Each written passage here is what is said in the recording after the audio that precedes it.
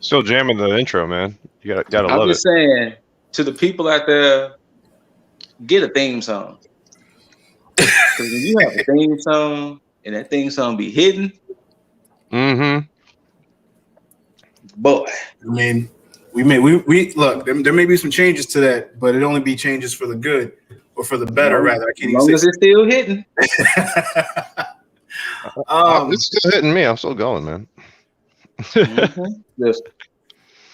You know what's funny is that we talked about it on our predictions on Hot Tag, and I said that we would probably come on like right after that, depending on how everything kind of went. If it wasn't so late, boy. I think it was too hot though. We had to let that one. I think you're about to say it, so go ahead and say it. it was necessary that we didn't do that shit like right after, because I think I think the initial feeling of everything would have been emotions coming off the cuff, and I don't know if we even needed to do that. I think we needed to take a breather and then kind of reassess, let everything digest for a bit, and then come on with a level head. And I'm glad I did, because I had some fantasy booking in my head that I thought may have changed the lay of the land, so to speak. And I think everybody after that needed a drink. So one or two. I think we're just gonna go ahead and just. You know what? No, first off, because Yeager was the one that asked us what our overall thoughts was as far as like a rating, if we could give it one. And I still can't fathom the thought of even giving it a rating, because he even stated that we had to include the very last segment, and you can't read the pay-per-view. You can't read the pay-per-view unless you rate the whole thing, man. I'm gonna say this to give you time to kind of think about it, Dizzle. I would say this: you AEW purists, y'all gotta chill out and talk about WWE. WWE can make some bad pay-per-views, but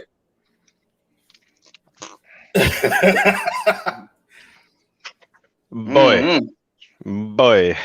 You know, without the segment, without the ending segment, I would probably give this a solid 7, maybe 8. I wouldn't give it a full 9 or 10, but like as far as like the in-ring shit and everything, I was surprised on a few things, pleasantly surprised on a few things. So I was like, okay, you know what, cool. But with that segment, that shit drops it down to at the very most a 5. Whoa! You're nicer than, I mean, you're meaner than we are. But I mean, I'm gonna go and I'm gonna tell you why, and that's because I came to this with a level head, because last night. No. Hey, I'm gonna say this: if this would have happened last night, this pay-per-view would have been Ginsued. Very much so. That would have been me if you asked me last night. Yeah, you would have gave it a 3. Solid 3. like a deserved 3.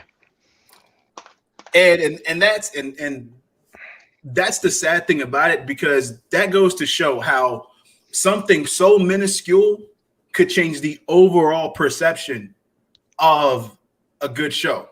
Like, well, remember Hell in a Cell 2019 when Seth Rollins got DQ'd in the cell, that killed the whole show. And that's funny, because when you brought that up, that's the only thing that popped in my head. I don't even know. I can't even tell you what the overall card was. That's the only thing I remember.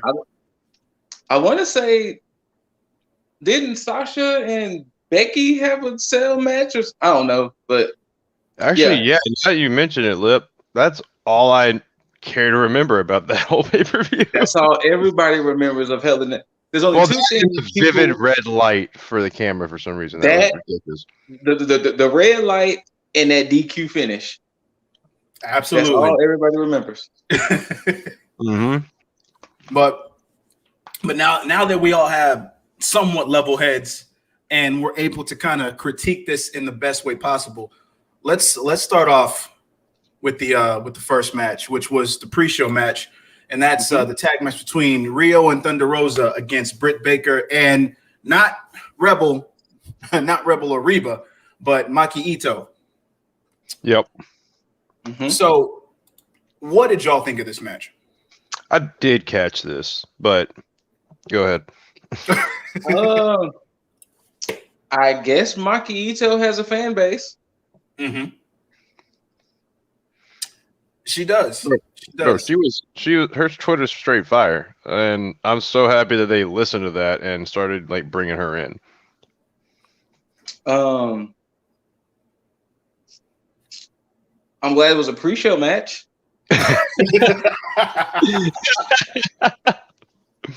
But at the same time, it could have been a pay-per-view match, but the issue I had with it personally was I don't know why it was happening. Yeah, that was my question going in too. Like, yeah, that was the biggest issue I had with it. Like, I didn't mind the 4 competitors. I just didn't know why this match was happening. Yeah. So semi-finalists, I guess, or in the finalists. I mean, I don't know. And then for that, to skip ahead, then an ending was like, yeah. So and, yeah. And I'm glad you touched on that, because part of my gripe with this was the main thing of why it's happening, and more of that goes into play with the women's championship match that happened later, as far as like the end result of that, and where most of my gripes with this match came into play, because then it lets me know that doesn't need to happen, and we're going to get into that when we actually talk about the aftermath of the women's championship match.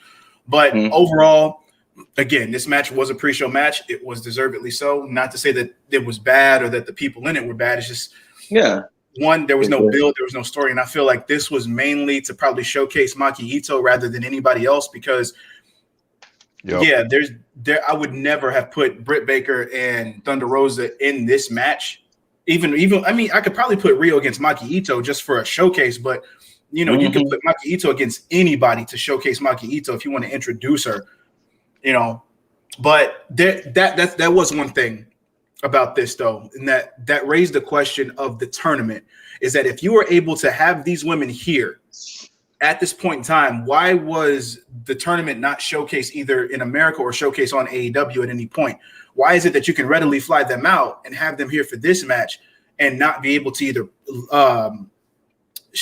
stretch out this tournament to where you didn't rush it and have them just go play by play, and even have this women's championship match on a later date or at a later pay-per-view?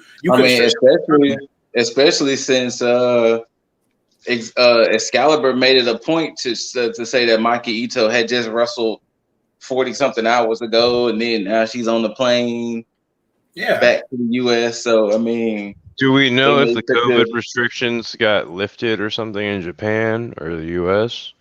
I mean, was it COVID related? Is that why she couldn't travel this whole time? I'm trying to, honestly, I'm just trying to give her a way out. Well, I would ask that same question, but then you had Rio wrestle Nyla, you know, for the finals on Dynamite. That is true. So I'm like, that's why I said it would have been better to just kind of stretch out the tournament. Yeah. And not rush it, because then you could have had it to where you had these matches actually build the necessary way and actually have more importance for the tournament. Because even when you get to the women's championship match, it's at a point to where it's like, I really didn't care when it was happening. And again, I'm going to go into that because I have a lot to talk about on that one. But but yeah, and this is why it kind of just soured it on me, because I'm looking at her on this and I'm glad that she got showcased, but for the most part, it's all for naught, because you really put Britt Baker and Thunder Rosa in a situation where they did not need to wrestle each other. And that's my problem in it. Because, I mean, if they were going to do something like this, they could have did it the way to, like, the Cruiser, especially with it being a pre-show match. They could have got some other competitors from the thing and had a big tag match if they wanted to do that. But to put Thunder Rosa and Britt Baker, who are still in a feud, intertwined in this, that's what made it more just I will still stand by my statement and say that this tournament should have gone with Thunder Rosa and Britt Baker facing off. I 100% agree. Yeah.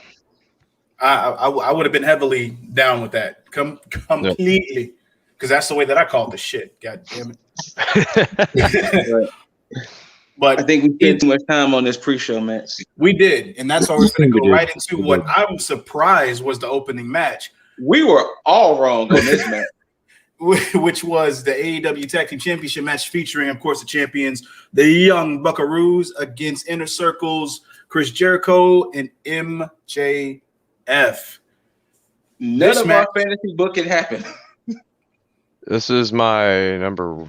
Fuck. Actually, I think it's tied for number 1 match.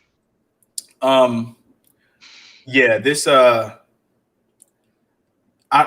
didn't let me down, but it let me down only because I have my bias. Only because of the finish. Yeah, because I had this whole thing booked in my head. Like, this is what's going to happen. It's going to go to this, to this, to this, and now it just fucked up all my plans. Fucked up all my plans. Oh man, don't you just hate when creative outthinks you? Right.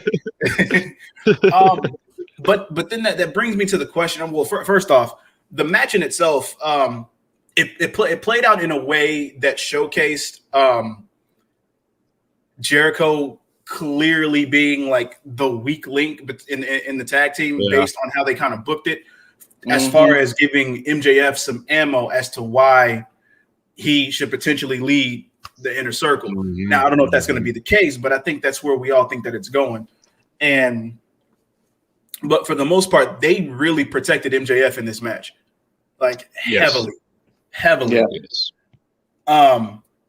Of course, he got his necessary spots in where him being a cheeky little bastard and him being the VIP member of the Super Kick Party. And plenty of thigh slaps to go around. I think this match showcased why I have my issues with the Young Bucks. Because I keep saying how Young Bucks have so many moves. They have so many tag moves. They have so many individual moves. And I think the issue is that they hit them every match. Oh, I see what you're saying. I think that's the issue I have with the Young Bucks, that every match they get all of their moves in. It's almost like a new and creative way to do the 5 moves of doom. Yeah. It's that they're wrapped in a better package. They just spin a revolver.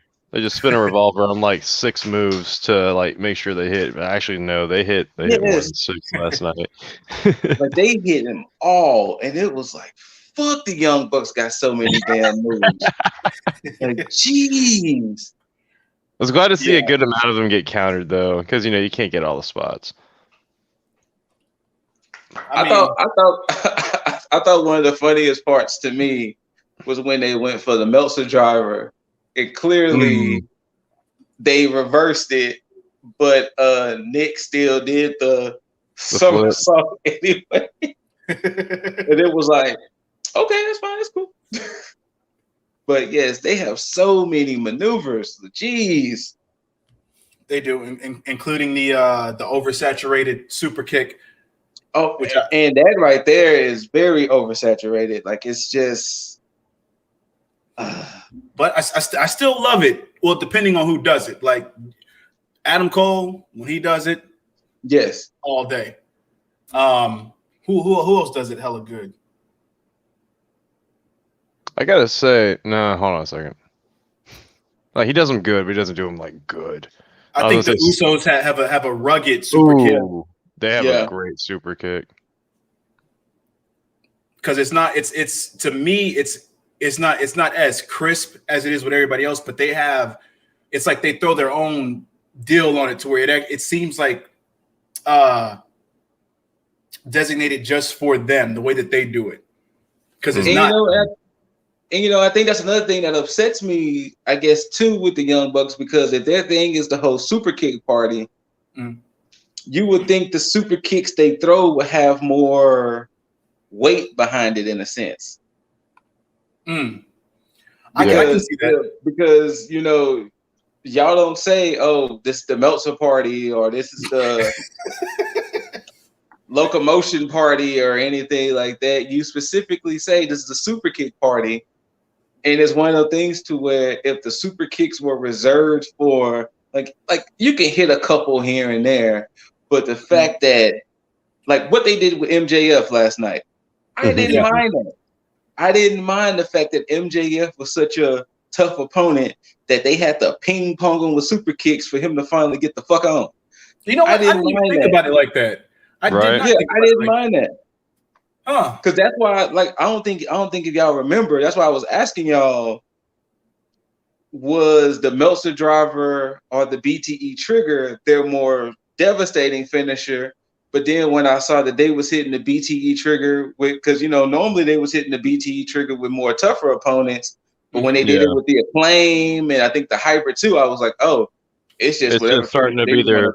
I think it's just starting to be their new finisher instead of like the Meltzer driver because let's face it, the Bucks are getting older. They're gonna want to start like changing up their movesets. True. I mean, they're still young 30-year-olds, but I mean, it's like they're trying to like do things before like, the Hardys had to do them. Like Jeff doesn't have to do the Swanton as much now, or he can't do the Swanton as much now. So I guess they're trying to get ahead of that and just come up with more ground-based moves. I mean, I'm down with that. But you don't have to overall, try and run them all back when you do that, though. I did not mind the match at all. Like, I was entertained with the match because I think I was more entertained. Like, okay, out of the three of us, whose prediction was going to come true? Who was going to? Then it was like, wait, okay, no interference. Okay, nobody from the Inner Circle showed up. Okay, yeah, right. I was like, what the hell? When Gallows and Anderson gonna come out? Oh shit, no guy. Like, oh shit. Jericho and MJF lost. It was like, oh, wait, it was clean. Oh, no. Yeah. I was surprised by that, too, because I was surprised that that the Good Brothers didn't come out. But then it made sense because I guess they didn't want to keep them there because then it would have been like, oh, and obviously they're going to interfere in the main event. Yeah, but still, man, I would have wanted something, but I guess it makes sense because I guess they're going in another direction with whatever's going to happen with Inner Circle because especially with Jericho doing the Judas effect on Wardlow. Oh yeah, too. So that I think they're taking that and doing an overall thing with that rather than sacrificing the belts off the Young Bucks onto Inner Circle. But now that begs the question, I guess we can also interject in the fact that eventually they had the interview where Jericho said they're going to have a War Table Council on Wednesday. Mm-hmm. And they was alluding to some changes. And especially when that was MJF said it, he kind of he kind of slightly looked at Chris with he said there's going to be changes in the Inner Circle. Oh, there wasn't a slight look. He was eyeballing. That is true. That is true. And that's the thing. Like, I hate that it's cheeky yet still just on the nose. It's like everybody knows that he's going to, betray him. But I mean, maybe there's going to be a different payoff where it's like, oh, okay, he's been telling the whole time, and he kind of alludes to that. But I don't know. I think I just like my booking better. But hey, I got to see the payoff. I got to see the payoff. I don't have a problem with them like speeding that up. Mm-hmm. Like the pacing of it's been fine. This was a little sped up, but I still, like I said, I don't have a problem with it. This tag match overall, like I said, it might be. You know what? I'll put it at number 2. There's another 2 matches that are tied for first. Okay. But yeah, no, I'm ready to see how this war room council like goes on Wednesday. True. I mean, and they're giving us a reason to tune in on Wednesday, obviously outside of their being basically the fallout of the pay-per-view, but right. Yeah. Now I am going to ask what happens with the Bucks moving forward, but I think I'll wait to ask their question as we review the next match, which is the Casino Tag Team Battle Royale, which actually happened to be the next match, which is cool and sets up this. So your pick didn't win. I was wrong up until like a certain point. But yeah, this match was one of the ones that actually surprised me in a good way because I actually like how they didn't have all the teams start in the fucking ring. Yes. And they actually had them come out. And I think that's a refreshing thing because they actually treat it with some type of respect to say, yo, we're going to choose who's going to be the next contenders. We're doing it the right way instead of having everybody just, all right, ring the bell. Everybody just start brawling and find somebody to hit. I'm going to call attention to something. And I think this something could possibly lead to both of Lip's predictions. Ooh. Okay. One dealing with the whole QT situation. That could potentially cause a rift with the Nightmare family, which could leave Dustin open to joining Dark Order. Oh, I didn't even think. Oh, okay. And of course, if the Nightmare family breaks up, in a sense, Cody could be the fourth horseman. Also very true. True. Yeah. This match is definitely better than I thought it was, and of course it played out like Scoot said, is that it would get a lot better closer to the end. But it also was good at the beginning and even in the early mids of the of the match itself, and I'm happy about that because it did showcase the teams in a strong way rather than that cheeky, hey, we're just gonna have cannon fodder, throw them out the ring so that when we get to the meat and potatoes of it. Does AEW have an issue with Matt and Mike Sydal? Because shit, they didn't last no time. Yeah, I was because I think I had looked up and it was only Matt Sydal in the ring, and I was like, where the fuck is his brother, man? And the next thing you know, boom, he was at. Yeah. Look, I don't have any of the answers to that. But what I do know is that the actual group that had the most odds, I mean, they lasted to the end, but still, but they are pushing the they're putting the rocket on Silver in a way because he is extremely popular. I would say this. I would have wanted them to win. But due to the fact of who the tag team champions are, that's why I didn't want them to win. Okay. That makes sense. I feel Pac and Phoenix have a better opportunity of taking the belts from the Bucks than Silver and Reynolds. Yeah, and of course, and I want to harp on that, but we all agree that this match was better than expected. I don't want to harp on too much because there's not much to actually go into. Outside, this is probably my second favorite match of the night. Interesting. Yeah. One thing I did want to harp on is fucking Phoenix and him clearing the whole outside, going from in between the ropes all the way past the barricade. I've never seen a man lawn dart himself this way. Right? And he damn near landed on his feet had it not been for the pedestrians in the area because his ass literally hit the top of that barricade. Like he rolled over him perfectly to where it just So shouts out to Phoenix for being fucking Phoenix, and shout out to Jungle Boy because Jungle Boy, granted, he did get eliminated, but they showcased him in a strong way that proves my point for him being one of those 4 people that I see as being the future of NXT, that being Jungle Boy. Whoa, sir. Whoa, AEW. What? You said the future of NXT. Oh, sorry, my bad. See, look. We got everything in the mind, man. Look. The future of AEW, that being Jungle Boy. You Jeff Ross shit with the whole WWE champion Kenny Omega. Oh man, that being Jungle Boy. I keep trying to tell y'all they need to break up Jurassic Express and let Jungle Boy kill it on his own. I mean, I'm sure they will. I'm sure eventually. They'll get there. I don't think that they're going to do it until after they actually win the tag titles because that's going to happen. But like I was saying, I mean, that showcases him being one of the 4 that I was saying, which is being him, Ricky Starks, MJF, and Sammy Guevara. And Darby Allin. Darby, he stands on his own so much I forget him sometimes. But he's in the rafters, man. You got to keep looking. Right. For him. But yeah, he was showcased well. He got a chance to eliminate Pac, and they gave Phoenix the shine for this, which is good. And that begs the question that I was going to ask in the previous match, which is, where do the Bucks go from this point?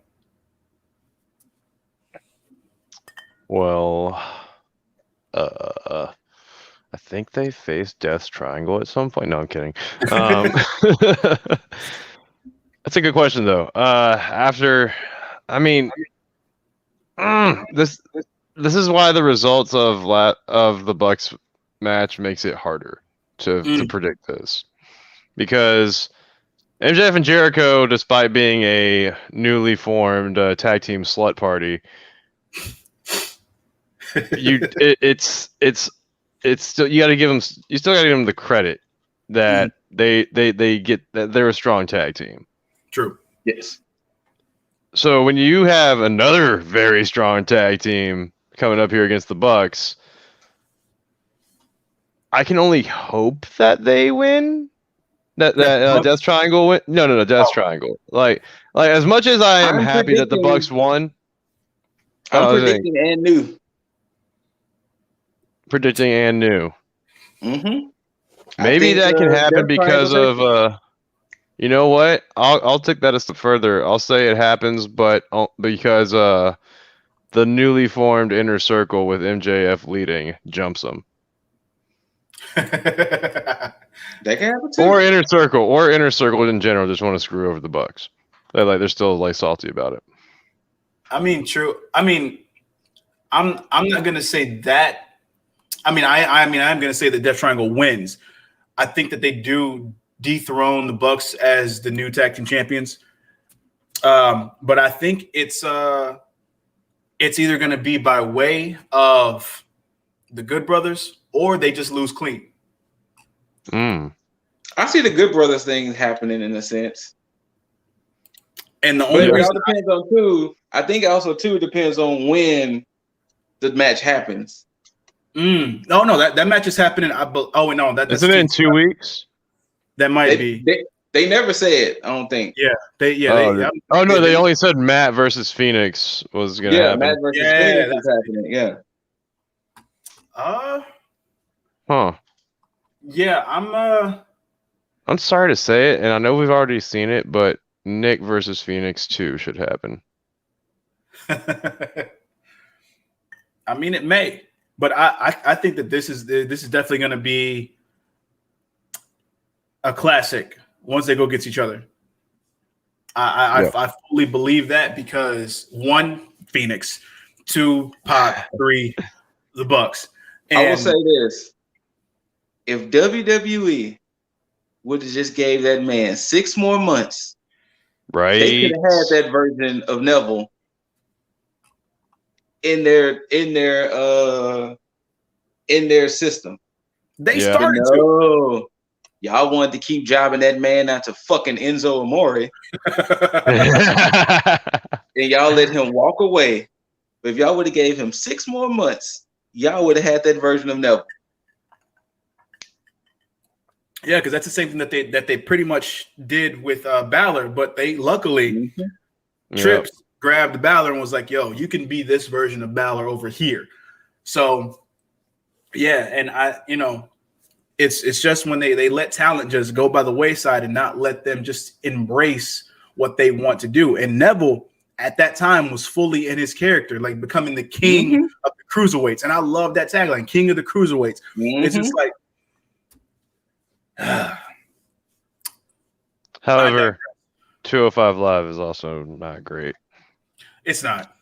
But at the same time, during that time, it was at least somewhat watchable because of the talent that they had. You know, Drew Gulak at the time. You had you still had Cedric. You still had Mustafa Ali.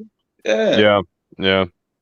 But anyway, that's neither here nor there.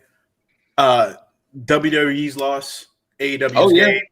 Definitely. For sure. They will treat him right, just like they treated Moxley right up until certain points of this pay-per-view. But Triangulo de la Muerte and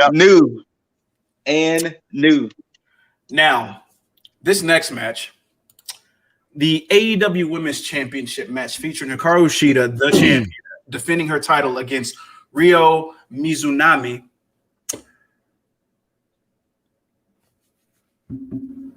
This match would have been A-okay from beginning to end for me had they not done that pre-match vignette.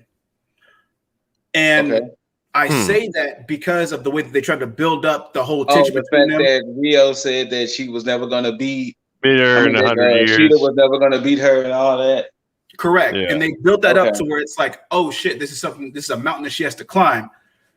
And so me going into this match, I'm expecting, all right, cool. We're about to get like a reason why this match is finna be hella good, because now there's tension and there's the necessary tension. Not no heat, but just for the fact that, you know, it's always been a draw. I haven't beat her fully. I've never had a decisive victory over her. Let me prove that I can beat her.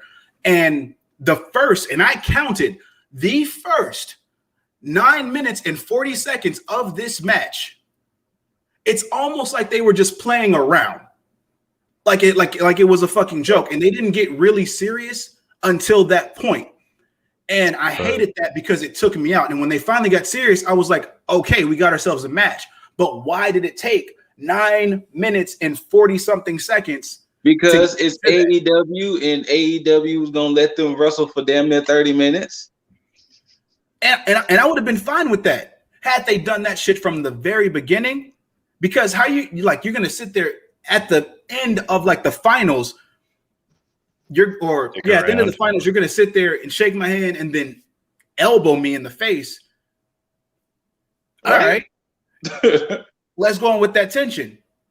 And then the fact this is one thing I hate about Ryo is that her taking that fucking time to do the whole rope shit and, you know, the dance and everything, and then to do those stupid ass cheap no damage slaps in the fucking corner. Oh my god. And now one thing I am glad about, I am glad that Sheeta did not sell it in the corner like Nyla did, because Nyla sat there in that corner while she did all that dancing shit and then still got hit with a splash. Sheeta, on the other hand, waited for the finish and then she hit her with a Hurricane Rana. I'm happy about that because that at least made some sense to me. But those fucking slaps in the corner, no. When they went back and when they did that more than once, I was like, stop, please. The biggest issue personally I had with this match was Ryo Mizunami. I'm not saying she can't wrestle at all, but goddamn, Sheeta had to hit her with every finisher like 5 times for her to say the fuck down. Jeez. I'm fine with that, with the way they kind of built her up throughout the tournament. But still, again, that still goes back to the tournament. I wish they would have still showcased every fucking match in its entirety to build them up, because then that would have made more sense as to the damage that she could take. She was a goddamn boss battle. But again, that goes to the lack of care that goes into some of the women's division. Matter of fact, I'll say that the lack of care that goes into the championship picture of the women's division, because outside of that, everything else seems to be perfectly fine, or at least getting there for the most part. Now, of course, my prediction was right. Sheeta went over. There was one moment I was like, yo, Rio's going to win this. Because there was one moment where Ryo, I guess when she got the leg drop and she went for the pin, I was like, oh, they're about to let her win this shit. And like right at the very last like millisecond, Sheeta kicked out. And I was like, oh, all right. Who takes the belt from Sheeta? Well, Loki takes the belt. Loki takes the belt, guys. Huh. Like, who takes the belt from Sheeta at this point? You know what? I'm gonna have to go with the fantasy booking that one of y'all did, and that's going with Jay Cargill. That was me. That was Scoop. Yeah, that was Scoop. And here's the thing, because it has to be at this point. No, go ahead. I thought, because I had seen Jade Cargill at ringside. You did. And yeah, she was there. And I thought she was going to play a part in it, because at the same time, you look at the posters and the images of the Revolution. She's actually on the card itself. She is. But when I saw that, I immediately thought that she was probably going to interfere, or Shaq was going to interfere in Cody's match, and that was going to be that case. But I thought that would have been the best way to have her kind of insert herself into the picture and just kind of attack her at the end. But nonetheless, that didn't happen. But after Sheeta won, I still expected somebody to come out. And of course, somebody did, and that was Nyla. Not what I was expecting. Yeah, that is up, please. Fuck. But I think that we're getting it, I guess. I think we are. I think we actually are getting that match, but I still don't think Nyla's taking that title off of her. I think she's going to. So this is the issue I have with the way they book Sheeta. They book Sheeta, and I don't know how much you watch MMA, Yeager, but they book Sheeta like fucking Amanda Nunes, and she is not. Oh, she is. And how Amanda then ran through her whole division. Hey, Amanda, you ain't had to do Megan like that. I catch highlights, and that was you beat that woman like she was trying to take something from you. I don't even know if they had enough time to put highlights in, to make highlights of that. That whole fight was a highlight. It was like, you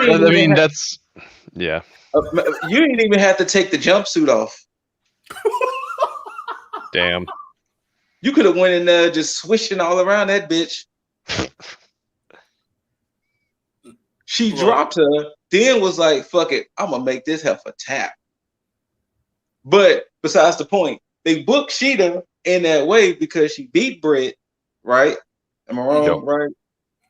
She beat Britt, right. She beat Thunder Rosa, she beat Abaddon, Anna Jay, Ty Conti, Serena Deeb, Nyla Rose multiple times, Ryo Mizunami.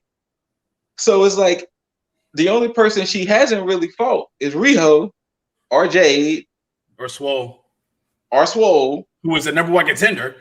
So at this point, where the fuck is Swole? Why did it Swole jump Sheeta instead of Nyla Rose? That would have easily like reintroduced her back to the game and like been like, oh shit, yeah, she's no more contender. Like you could have So at this point, I don't know. Unless I'm fantasy booking it with Jade Cargill, I really don't know who takes that belt off of Sheeta. Well, you know what? AEW, Tony Khan, Cody, Bucks. Y'all have, what time is it? Right now, it's 6:44 p.m. Central Time. Y'all have a little over 48 hours to figure this shit out and showcase this shit on AEW Dynamite. Yeah. Figure it out and fix it. But either way, Sheeta goes over. Nyla comes out, attacks Sheeta. Then you have I think it was did Britt Baker come out? Yeah, Britt Baker came out with Maki Ito. Mm-hmm. And then they continue to stomp down everybody. And then Thunder Rosa came out to help. And this is where I was pissed off because I seen it right there when they did that shot of the three of them inside the ring and the three of them outside the ring. And I was like, we about to get a 6-woman tag. 6-man tag, yep. And sure enough, and this is where my problem with the pre-match comes into play, because now you have Britt and Thunder Rosa in a tag match at the pre-show, and now you're about to go ahead and put them in another tag match where they have to go against each other again. Where they're probably not going to get the pin on either one, or neither one are going to take the L either. It's like, keep them away from each other unless it's something significant. This is not significant. You do not need Britt Baker and Thunder Rosa in this match at all. It's not necessary. It's not. You could easily have a match with Sheeta and Ryo Mizunami against Nyla and hell, Maki Ito. If that's the case, you still want to showcase her, then showcase her that way. You don't have to put Thunder Rosa and Britt Baker in this situation. It's not necessary. Apparently, it is.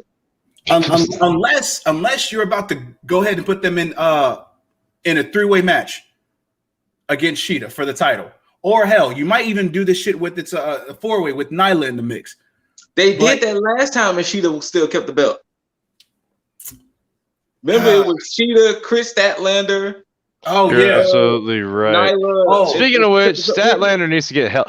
That's who takes it. They're gonna let Statlander come back, and she takes it.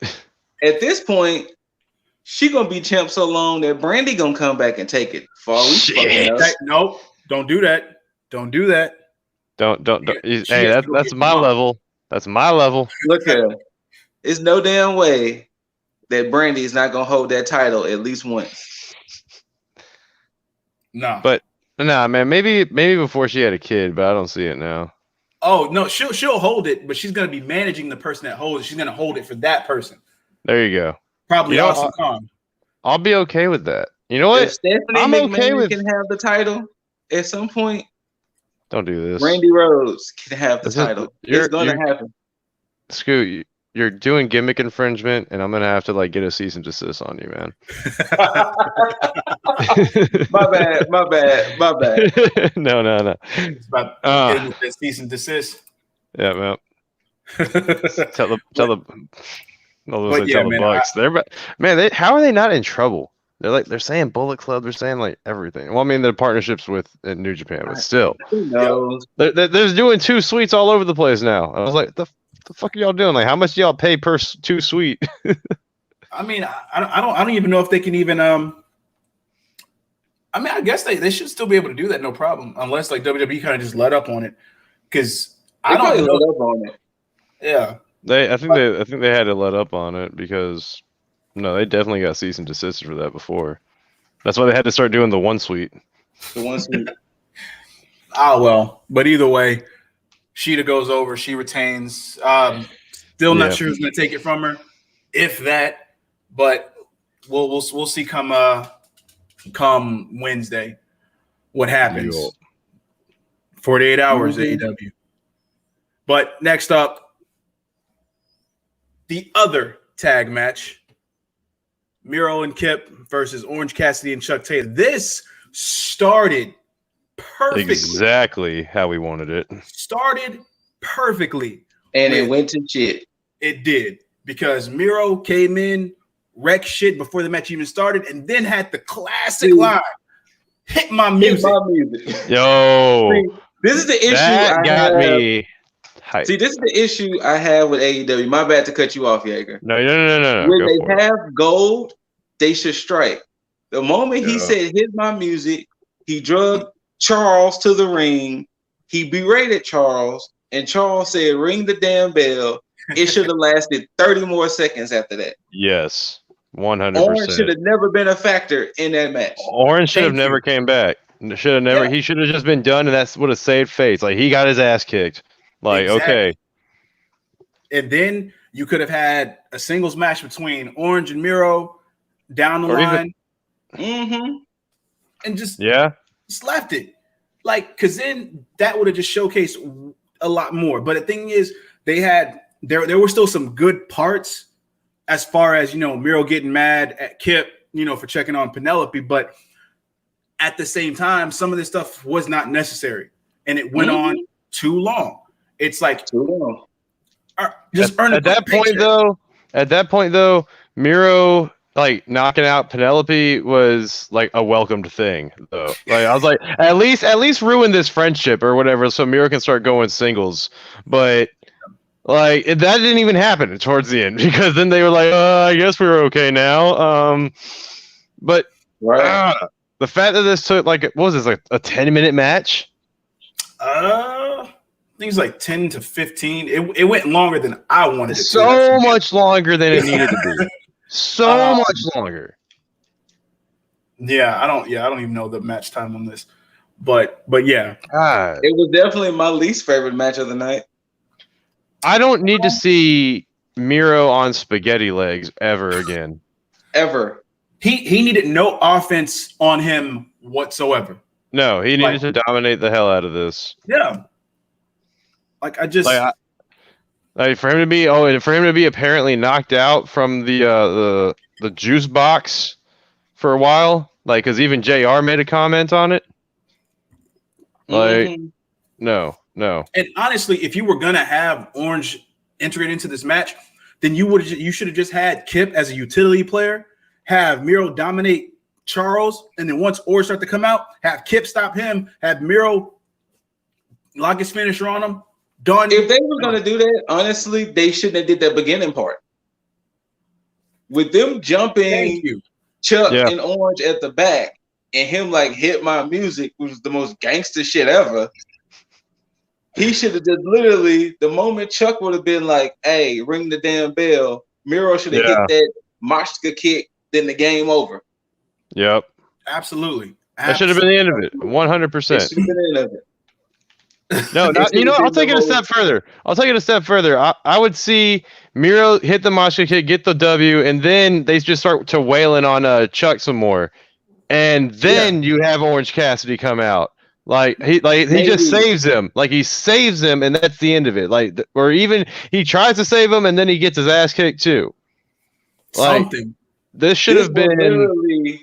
This was literally the fast break, alley-oop, and the person missed.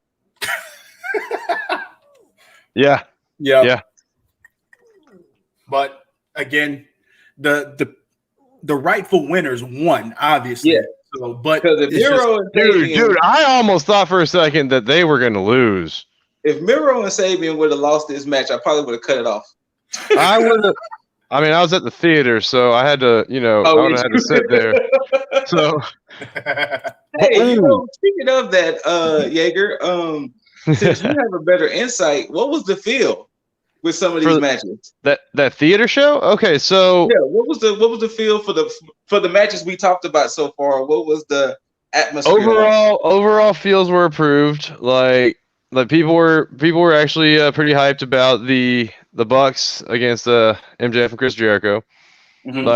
Like deservedly so. People were cool with like the Thunder Rosa. Like when matches were over, like people were clapping. When like spots were hit, you actually heard people react and everything. There wasn't a whole like they weren't complete marks. They didn't like cheer on and like try and get a whole chant going or anything like that. Yeah. But I mean, the spots got their claps. The wins and losses got their claps when stuff happened or when BS happened. Like we're gonna get into later. There were complaints heard. Here was the biggest thing for me though, and this kind of like pissed us off, was that on 2 occasions the feed cut. And I'm not sure if that was from whatever they were streaming it from into the theater, or maybe on the theater's internet connection side. But yeah, I mean, it was a good 30 seconds on 2 occasions where we just didn't see anything. It like completely froze. But, and I mean, one of those occasions was, oh, hey, Loki. One of those occasions was, what was it? Oh, yeah, it was actually the Bucks match. But it was only for like a good 30 seconds. So, we, like I don't know, there was like downtime, or it was like in between spots. So we weren't too pissed about it, but we were still like, the hell? And then there was the next one happened when it was the Sting match, but we can get into that later. True that. Okay. Damn. But in that song, again, we'll definitely get to that. But we still got to get to probably Scoot's favorite match of the night, which was, of course, the big money match featuring none other than Hangman Page and Matthew Party. Big money, Matt. Oh, he gone. Oh, he gone. Oh man. Oh no. This match was exactly what we expected it to be. You know, with the addition of a few. Oh damn. With the additions of. I think I came back too soon. I don't know, man. I think this was a sleeper match of the night. You know what's funny about this match? Coincidentally, the dunk contest was on. You did not. You did not. It's a dunk contest. Oh man, you can't ever miss the dunk contest. Yeah, you know. This match is paint by the numbers outside of the theatrics that happened outside the ring with the intrusion of Private Party, Dark Order, all that other shit. Basically, Hangman won with the I guess you can call it the assisted buckshot lariat, thanks to Dark Order. After they caught him and put him back on the ropes, and then he hit the buckshot lariat. Yeah. And then, of course, he won, had a nice toast with the rest of Dark Order. Still doesn't solidify whether or not he's joined or not. With Dark Order beer and all that. No, it showed that there was like a Dark Order emblem. So I'm thinking that instead of the Kool-Aid, he's drinking the beer. But yeah. Either way, Hangman won. It was expected. This match didn't care about. We all know Scoot definitely didn't care about this match. So, like I told you, the dunk contest was on at the same time. So, dude, I'm telling you though, I think he's officially joined. I mean, he did the group hug and all that with them. Mm-hmm. I think we'll definitely know with the fallout of Dynamite. So we'll see. But I'm pretty sure if not that, then BTE. So, but yeah. We'll see. Actually, I need to watch BTE. It did come out today. Oh, even better. But to start the meat and potatoes of the pay-per-view, which is the Face of the Revolution ladder match featuring none other than Cody Rhodes, Penta El Zero, Scorpio Sky, Lance Archer, Max Caster, and Mr. TBD Ethan Page. Didn't see that coming. I heard that it was rumored, but I still didn't see it coming. But that was rumored. With it being rumored, I guess it was expected.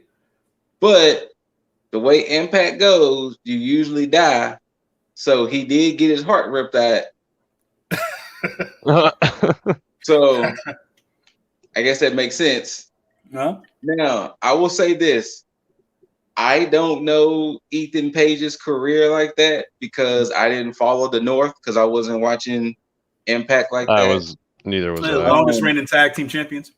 I know a lot of people. I did see a lot of people on Instagram excited that All Ego was a part of AEW. But here lies my issue with AEW now. This ladder match and their mid card.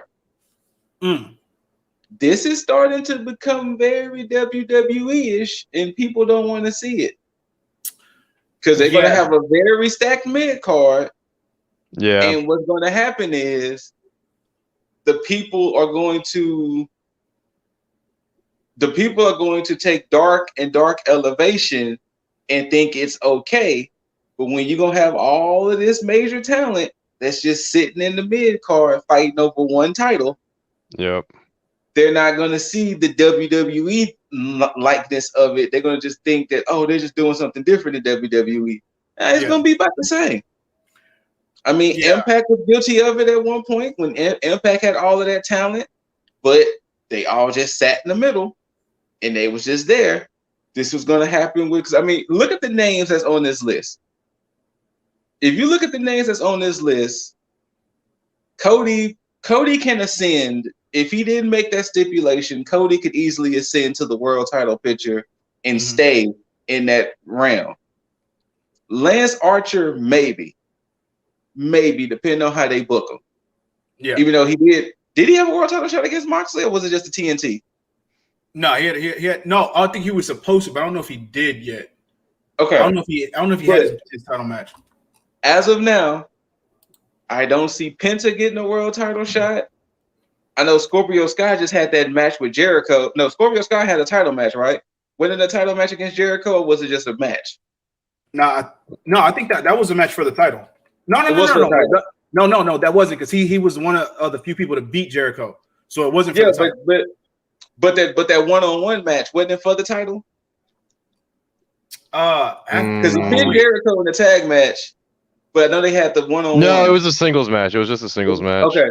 So if you look at that list right now, other than Cody is the only one that can ascend to main event.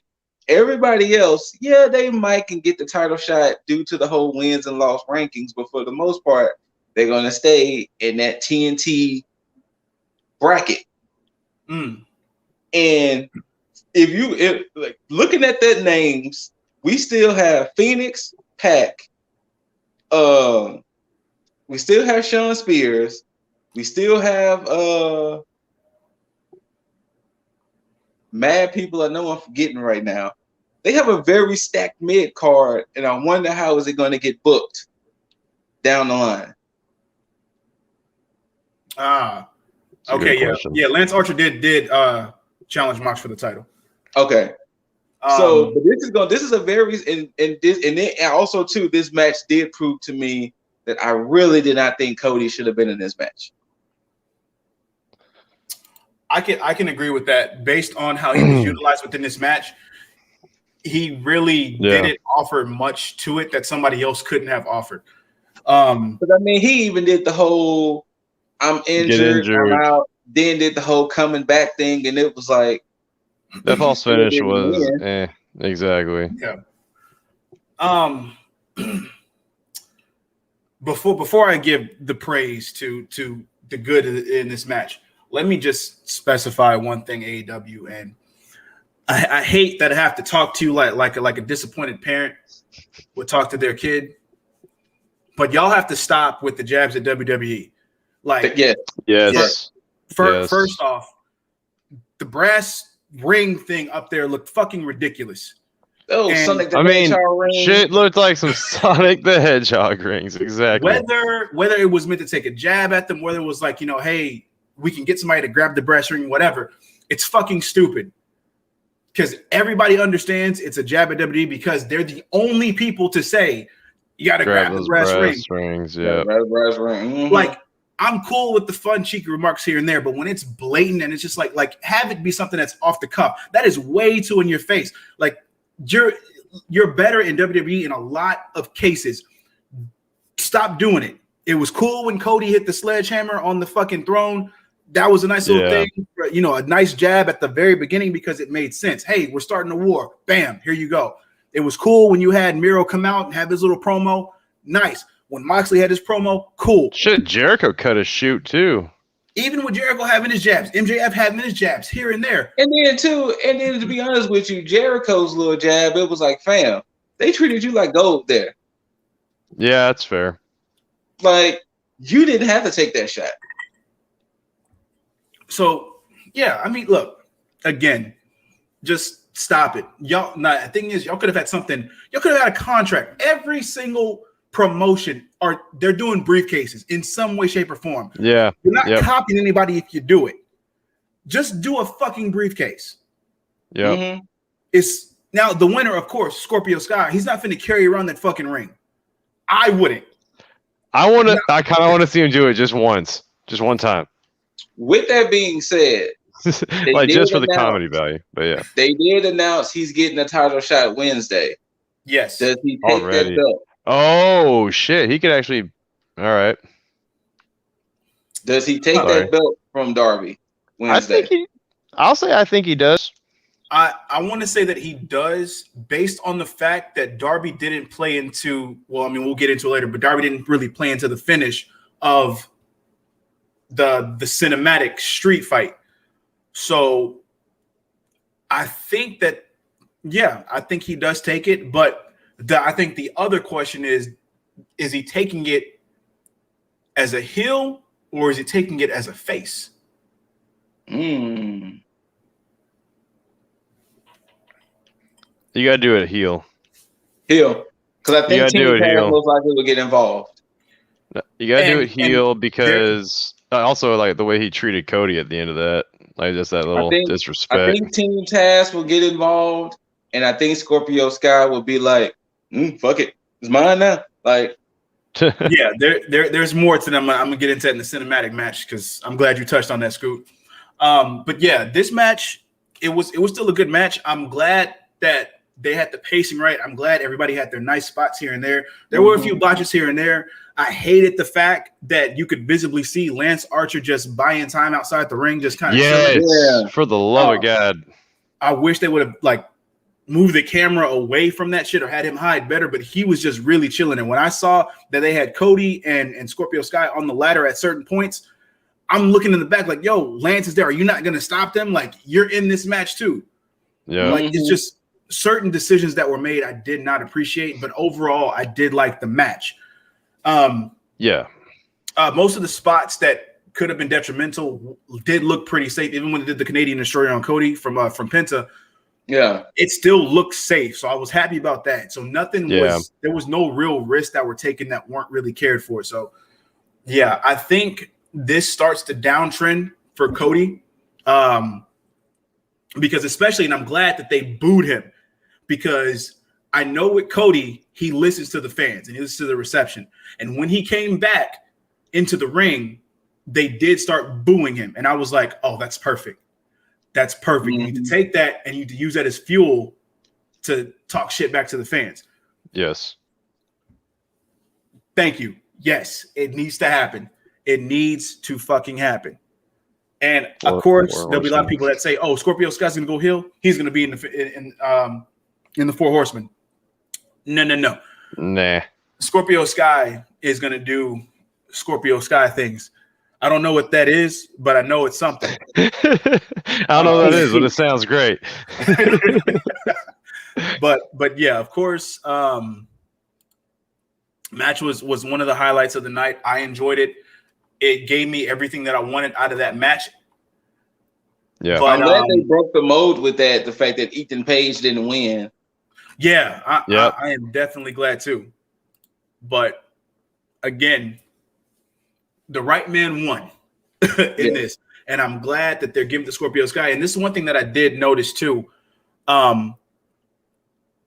If Scorpio Sky wins the TNT title, I think he will go on and he will be the first either Triple Crown or Grand Slam champ of AEW. Ooh. Because he already has the tag titles, yeah. He was the first. Yep. I can see that. Champion. I can see that. And I think that that's going to be the slow burn that they do for him, because him feeling underappreciated and undervalued is going to play into this. And when he wins a TNT title, I'm sure that that's going to, work its way out. And then he's finally going to get to the point where he wins that AEW championship. And he will definitely be that first Triple Crown or Grand Slam champion. There's only one other person who could become Triple Crown at the moment. And that's Kenny. Yeah. Yeah, because he would have to win the TNT title. So, yeah. But I'm definitely going with Scorpio Sky being the first for sure, unless they throw unless it's Hangman. But yeah, that was my other option. But it's got to be between those two, because they would have deserved it more. But let's get into the talk, one of the talks of the night, or rather the talk around the IWC leading into this night, and that is the signing of one Christian Cage.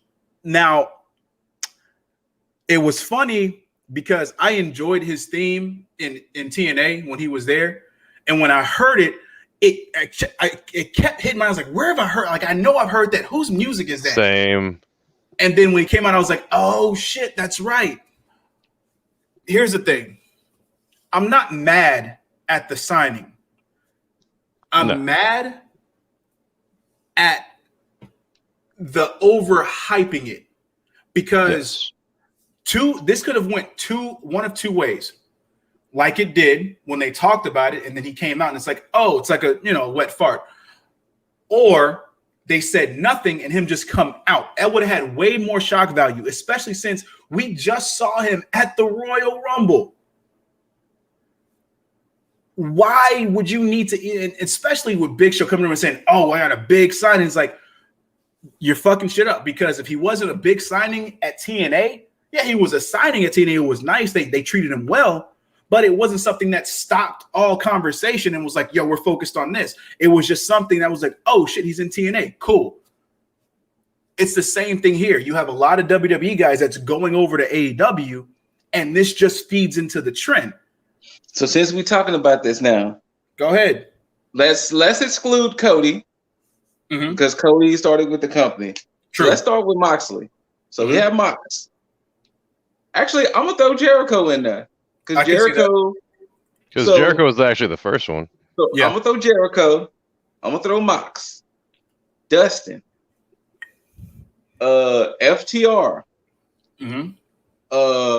Who else? Christian now.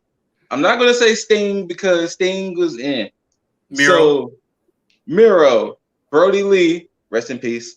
Brody Lee, Ty Conti, Cesar Bononi. Who else? Fucking Jericho's enforcer. Sorry, I can't. Jake Hager. Jake Hager. Yeah. Hager. They gonna have to stop. Yes. I've been saying this. Oh, sorry. Big Show or Paul White. Yeah. I mean, hell, if you want to count that, you still got Dean Malenko in the back who jumped. Arn. And if you want to, who jumped. Yeah. So they gonna have to stop pretty soon. If you want to even go that far, you can even say like Ryan Nemeth. Oh, yeah, but I don't know if he was in a. No. I mean, but lineage. I mean, but if you want to stretch it, Jade Cargill because she was at the Performance Center. So. Yeah. Okay. I'm pretty sure there's a couple other I'm forgetting at the moment, but pretty soon they gonna have to cut the line. That was another thing I saw is that they're also now starting to say that AEW is trying to go like into a TNA 2.0 because of like with Christian being their latest sign. That's yet another Impact guy or TNA guy, whatever you want to refer to them as. Now, I just and I will say this again. I'm not mad at the signing of Christian. I think it's a good thing because one, and it's like they said before, him, Christian and Tony Khan are friends. So that in itself so works it makes out. sense. He has faith in Christian. If Christian wants to make sure that he works for it. Totally forgot my favorite AEW wrestler, Matt Hardy. and Matt Hardy. But I'm not mad at this signing because I think that he would want to make things right. So on his end, I'm okay with it. I just hate the execution of the overhype that they did. I think they should have said nothing, had him come out, and then just be shock value and be like, because at that point, it would have been talking points in the right direction rather than them be like, oh, you set us up for failure at this point. You gave us nothing that we assumed was going to happen. Because when you sit there and say Hall of Fame worthy, big signing, you allow the IWC time to sit there and speculate who it could be. And when it's not what they think that it is, they're going to shit on it. And that's the problem. I mean, my shitting on it aside, I mean, Christian's got the tenure to be like Hall of Fame worthy. Absolutely, of course. What was the reaction in the theater? People were liking it. No, people like the all right, I'll lead with that from now on. The people in the theater were like cheering it and all that.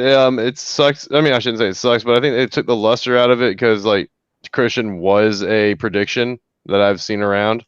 Yeah, same. So it's like when it was Christian, it was like, oh, that's cool. But like, I guess other people could have been expecting, I don't know, Kurt Angle, something or else.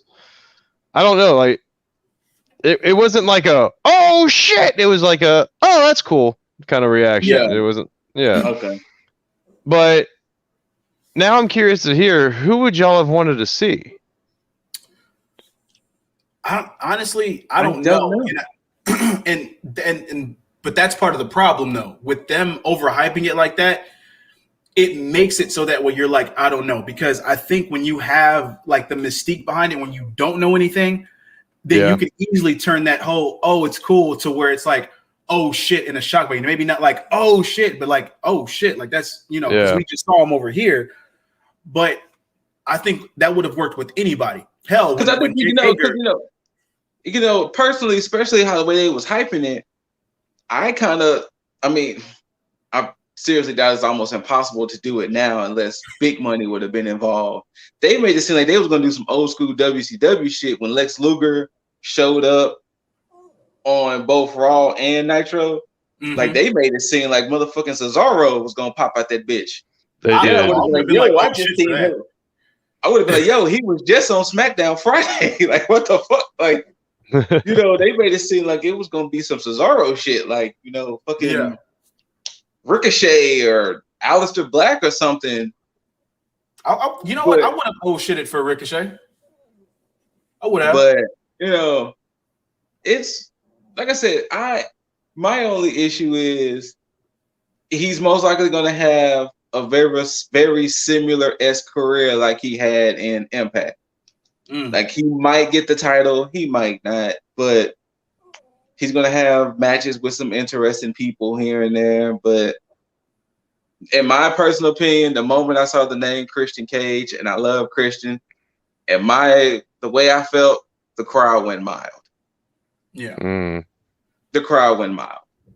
The live crowd definitely did not react like it was a big pop. Yeah, but before they realized it was him, a lot of people getting out their phones like, "Oh shit, who's it gonna be?" Like there was people in the audience like, "I gotta record it, I gotta get it." I did see that. Yeah. Personally, and I'm speaking on me, I would have put my phone up. The moment his name would have popped up, I would have put my phone up. Like, never mind. Like, all right. I will say this, AEW. Here's how you fix this, because I've said this maybe 2 or 3 times already. You put him in a feud with Team Taz, and you have him take that FTW championship and make that mean something. That's the only way you're going to, one, kill 2 birds with 1 stone, bring value to Christian Cage, bring value to that title. You treat him like you treated Moxley. Yeah. Just in that regard. Just don't even have him focus on TNT, AEW Championship. Hell, you can have him go for the tag. I don't give a shit. But the FTW title, have him go after that, because right now it means nothing. So you take somebody who has next to no heat moving into anything. Nobody expects anything right now. You have him bring prestige to that title, and you have him mean something. Don't throw him into any other feud that's going on. Don't have him get oversaturated with whatever else they got going on. Put him in something that has nothing going on.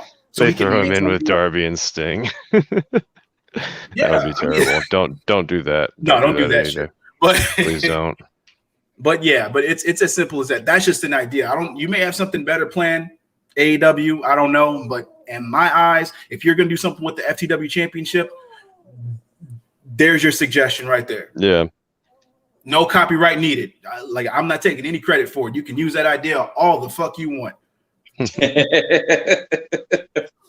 But yeah. So Christian is signed. That's what we have now. We'll see what happens. I can't say we're getting too much. All I'm saying is that we need to put a cap not only on the WWE/TNA hires. We need to put a cap on hires for a while with AEW. I agree. Yes, I agree. And that goes to what I was saying about they're gonna have so much mid card and shit. Yeah. What they're gonna do with everybody? Yeah, it's because that's the thing that I hate, because it's gonna take away from the 5 that I'm thinking are gonna be the future. If you keep bringing other people, you're gonna oversaturate those who need to have that chance. And let's not do that. Let's continue what this company was built on. So, and that's the people that you have in-house. Yep. Don't pull a TNA/Impact, please.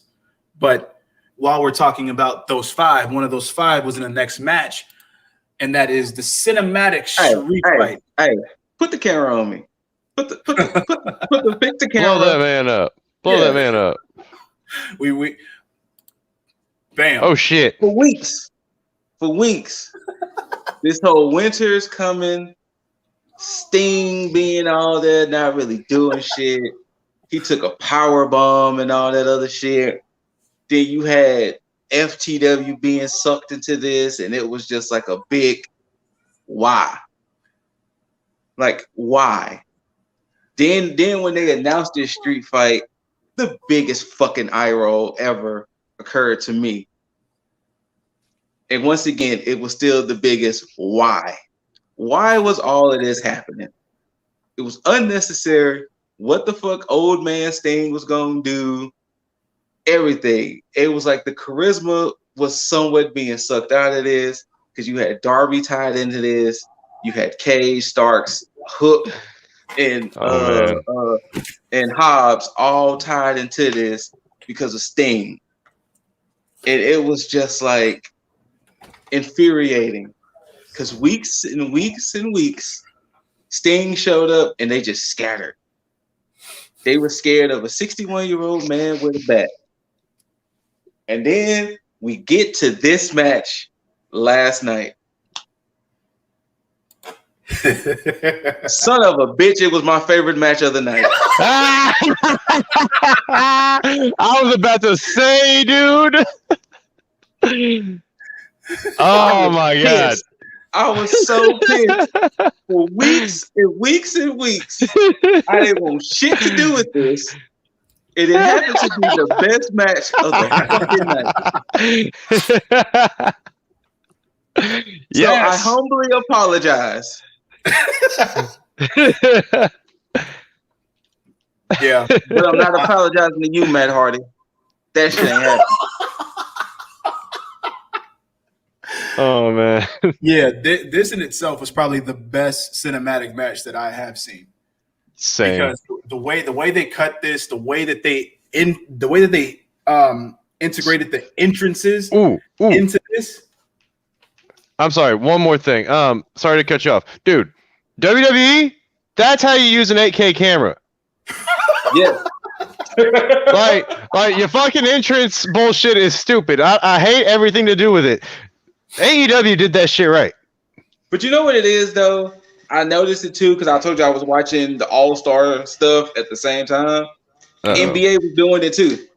The NBA was doing the 8K cam when the athletes was coming out and all that. So I think that's what it, because I think the NFL did it, too. Like when teams came out. So I think that's why they did it with the entrances, because to give it the more kind of like what the NFL and the NBA are doing. I think that's why WWE started doing it that way. Damn it. Well. Oh, well, yeah, but get original. I enjoyed the way they did this. Yes. Yeah. I heavily enjoyed the way they did this because it had a cinematic feel to it. And everybody loved this match. Put it this way. Before we got on this podcast, I watched it again to make sure. Yeah. I watched it back. And that's why I'm so upset that this was my favorite match of the night. I wanted to hate this match so much. But damn it, it was the best match of the night. The overall presentation it's tied for my number one. The overall presentation I enjoyed heavily because that's what plays into the factor of it being one of the best matches of the night is because because like any other cinematic match, you would just have them kind of just start and then fight and you just kind of go from there to the end. This had like a structured feel. It had the done entrances that they had. It started in the ring and then came back, went through all over the fucking warehouse and then ended in the ring. In the ring. And this how you do a cinematic match, Matt Hardy. The way ScooterRay, I knew you'd come. Sorry. The way they factored in Hook and Powerhouse Hobbs was good. Outside of Hobbs wearing a mask for I didn't get why was he wearing the mask for? I mean, you're the only black guy there.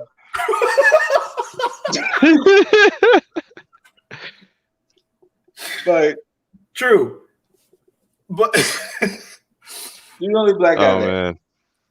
But I and you know what? I love how they had that Starks and Cage was actually the best tag team to put in this match because they worked well with Sting and Darby, and they looked the part in it. Yes.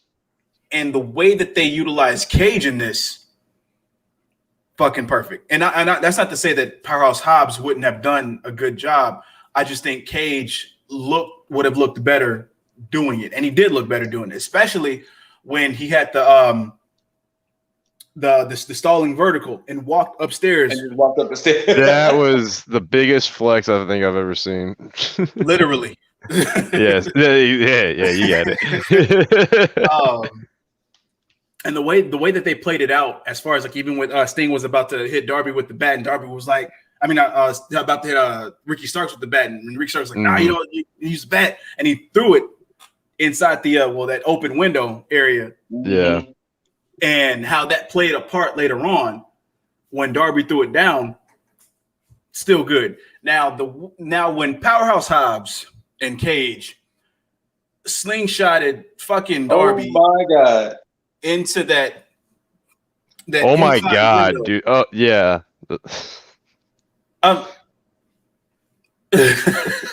Dude, I don't know how Darby isn't getting like a dozen stitches. He didn't even look like he had any lacerations at all. That's what I was like freaking out about. I was like, how? I'm pretty sure. Okay, so once again, our favorite manager, it was probably not Sugar Glass, but it's one of the glass. I can't remember what he said, but he said that if you get the right glass, it breaks perfectly. Oh, okay. And I think that's probably what they did because he said a lot of times with Sugar Glass, it still has glass-like properties. Okay. To where it could still hurt.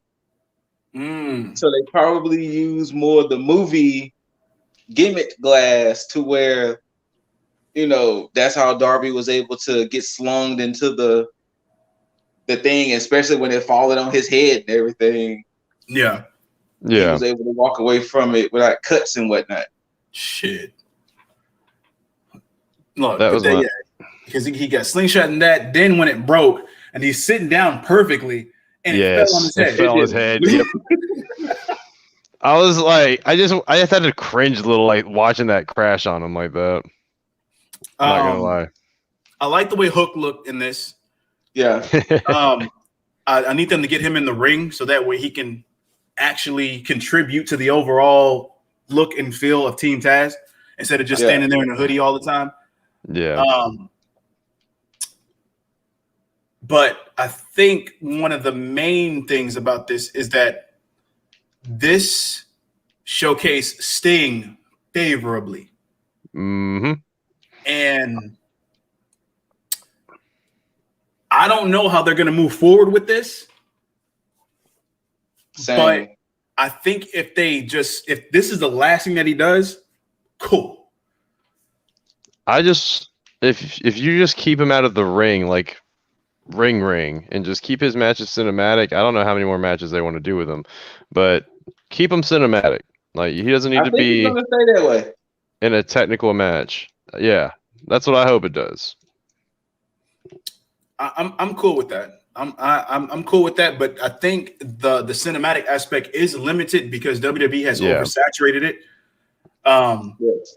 Not necessarily because Undertaker's was good, but I think when they did the Money in the Bank last year, the way they did that, the way they did other shit, it's like the Bray Wyatt swamp fight. No, Bray Wyatt's fight with John Cena was gold. No, that's fine. No. The swamp match. The one with Braun Strowman. Yeah. Oh yeah. That was like, yo, you can't do no more cinematic matches. Like, stop it. Yes. I gotta give you that one. But yeah, from that point, Darby was taken out of the match for a little bit. Sting had to kind of fend for himself. He kind of started getting jumped by both, all three, rather, being Cage, Hobbs, and Hook. And they chased him down the stairs. Finally, Starks came to. Darby came to. Darby and Starks went at it for a little bit. Then Darby threw the bat down to Sting. Sting wreck shot with his bat flip, which I'm glad they kind of gave him his little bat spot for a little bit. He even broke it.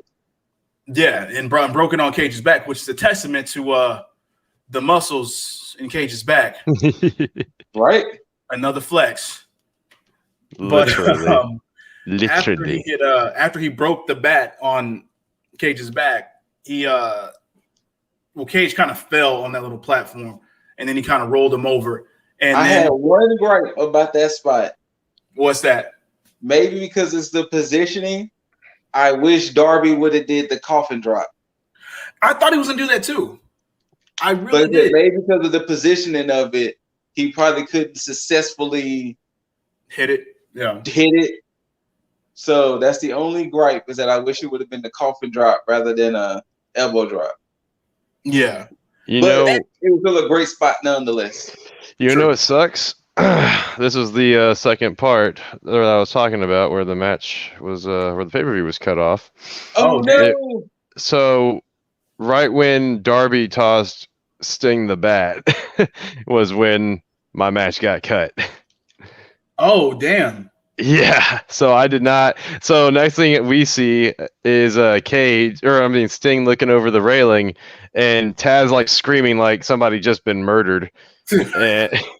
And I'm like, did Sting throw that man into the abyss? Like, what just happened here?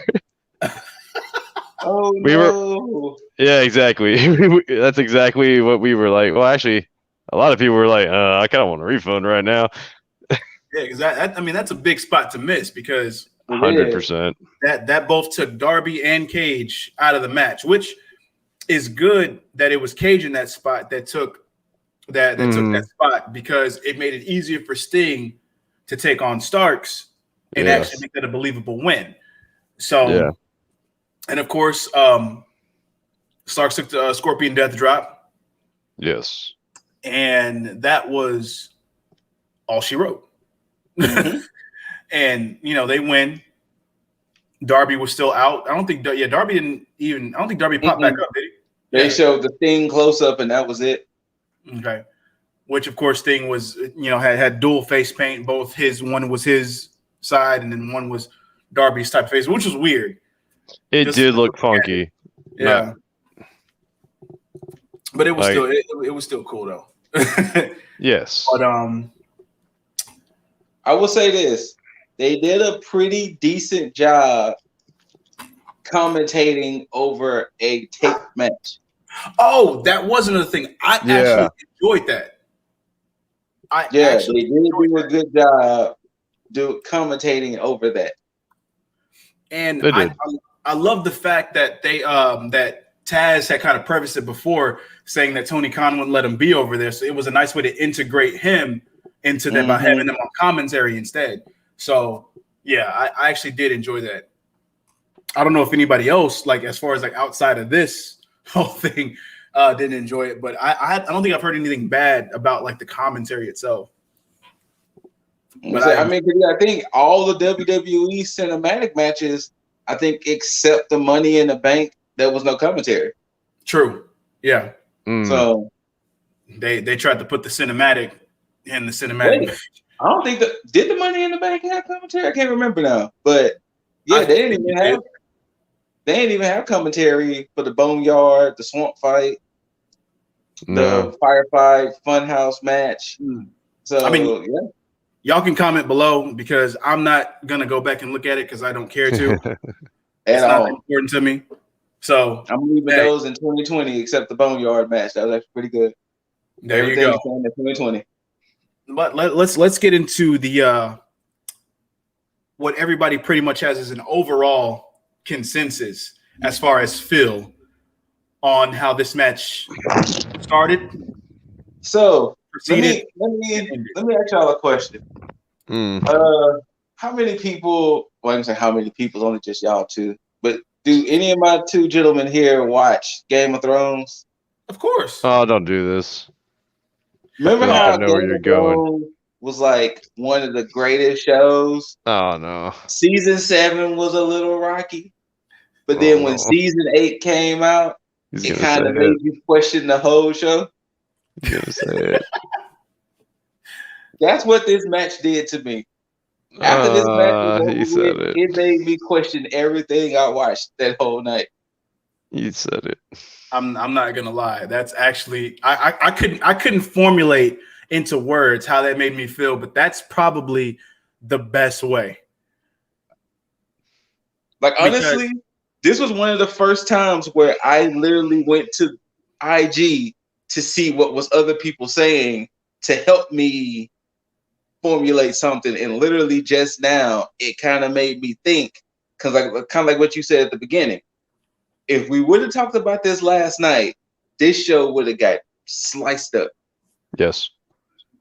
But since we had not a full 24, but we had time to sleep on it, Yeah. wake up, think about it. We have to treat this like a Game of Thrones season 8 situation. Game of Thrones was a great show. Mm-hmm. They just had a bad final season. Revolution wasn't a bad pay-per-view. They just kind of had a shit finale. They just had a shit finale. You know what? I'm going to bend the rules here, and this is why. Because I decided there was a tie for number ones. I am not going to consider the ending of this match as part of this match. Because the match itself was too good otherwise. I mean, because it was to me. I mean, let me put it like this. I ended up taking a friend who has never cared to watch a single Scoot. I saw that you left, man. Don't break my heart. Oh no. I was answering the message. My bad. Oh, okay. But we're not talking about Matt Hardy. No, we're not. No, but no, I took a friend who we had done a little day drinking, so she's like, "Wake me up when there's blood." Because she didn't care to see she's a person that likes UFC over like wrestling, and so like WWE is just wrestling is just boring to her. I know. I'm sorry, but so I woke her up for the street fight, and then we get to this match. And she's actually awake and paying attention to it the whole way because there's blood, there's explosions, there's everything that's going on. Then the finish happened. So this the thing, and I hate that I'm saying this. The moment Jon Moxley went into the ropes and I saw how the explosion went, it took me out there. Because I'm not now, granted, I saw people on the internet was like, what, did you expect them to really have explosions to where somebody would have died in the ring? No. AEW they have a billionaire backer. They could have had better pyrotechnics than that. You could have had like some M80s go off or something. I don't know. They could have had better pyro looking than that. Yeah, they could have had artillery shows. Absolutely. Yeah. Like they could have had, I mean, granted, no, we didn't want Moxley nor Omega to get hurt from the explosions, but they could have had better explosions than that. Very true. And the moment Moxley got slung into the ropes and that explosion happened, it took me out there. I was like, oh, so this is what we're getting. This is what we're getting. And it took me out there. I'm more forgiving with that just because I mean I went in out expecting like a whole lot of like things on the rope. I had my own mindset as far as what that would be like if you hit the ropes, almost kind of how it would be like if you got tased and like someone was electrified. Like it wouldn't be there'd be like a shock or a current through it. If you hit it, it's like it's gonna shock you just real quick, but it's not gonna like, kill you. So in my mind, that's kind of where I was leaning in. But the problem that I have is kind of like with the Big Show and the Christian situation. The verbiage that you use leading up to this was landmine. Moxley extermination chamber. You use the term landmine, and anytime I look at a movie or if you think about an actual landmine, people's losing a limb. There's people that go overseas into wars, hit landmines, and lose like a torso or half their body by stepping or landing on a landmine. it's hell. If you saw Bad Boys 2, that iguana. Yep. Now, that's again, exactly where my head was at. Scoot, you got it. I digress. That's still forgiving. Even the verbiage is still forgiving.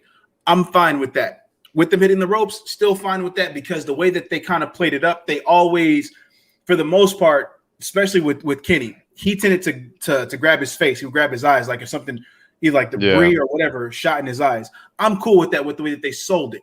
With the way that this match, even before it started, the way that Mox walked up and walked in, having this flask and everything, taking a drink, like, yo, I'm about to get into some shit. Let me take a shot because it's going to be that type of night. Getting the feel into it. Kenny not coming out in his ring gear, coming out in regular street fight gear. Cool. Adding to the overall aesthetic. And the ref almost took me out too. Oh, that shit. The hazmat suit ref did not that do almost it for took me out too. That almost made me kind of like, yep, I'm over it. You know, the explosion didn't so much take me out of it. It was mainly just like the two little barbed wire platforms on the outside of the ring. That one. It was 3. Excuse me, three. You're right. Surrounding the sides. Surrounding the sides. You're right. I was just like, okay, why not just cover the whole floor like that? Honestly, they should have did whatchamacallit did. Since they've been working with Impact so much, they should have did the barbed wire massacre match that Impact had with I think it was Sabu and Abyss, where it was barbed wire fucking everywhere. And they should have took the just explosions part out of it. They should have just had the explosion thing. Honestly, should have been the Moxley extermination part. They should have just had a barbed wire massacre match, and then exploded Moxley in a sense. Yeah. You know what? I would have been down for that too, because honestly, I mean, nobody's going to take the exploding part seriously. Everybody's going to take the barbed wire thing seriously, because it's already been proven that, again, Mox and Omega have both gone through that barbed wire bed. And when you go through that site and the cringe, well, not necessarily the cringe, but like just the okay, so just seeing Mox get busted open like he did. Honestly, what they should have did, in my opinion, they should have had like a barbed wire massacre death match. That would have been fine. And especially for the way it played out, they should have did a spot to where they handcuff Moxley, which of course, you know, Good Brothers came out. They should have handcuffed Mox like they did, and they should have took him somewhere, threw him in something, and something could have exploded. Yeah. Then it would have been like, oh, the Moxley extermination chamber. But because like even when he hit the paradigm shift on one of the landmines, that explosion gave off was a little. That was like, okay, you clearly see where these like mortar shells are coming from, or like just shooting off, or these flares even. Yeah. Like, I'll admit that there were some cheesy spots. Their unsanctioned match, I thought, was much better. That's one of the problems I have with this match, is because, again, if we would have went with your idea, Scoot, with the overall barbed wire death match, the way that they sold this in the very beginning by not trying to hit the ropes was lovely. Yes, because it's like all of Kenny's offense is mostly done by coming off the ropes. So, like, them having that back and forth with them trying to throw each other into the ropes and like it not working, and then finally that payoff. I think it was like 7 or 8 minutes before they even got into that. No. Yeah. 7 or 8 minutes before they even got into touching the barbed wire. Was perfect.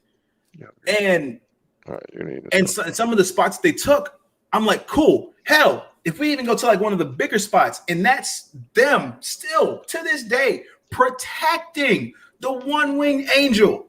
Oh yeah, that was a good spot. That was a good way to protect it. Because I was at the point where I was like, they're not about to let Moxley kick out of this. I would have been done at that point. But same. They got me, and I was like, all right, cool. But even the exploding barbed wire bat, I love how that looked.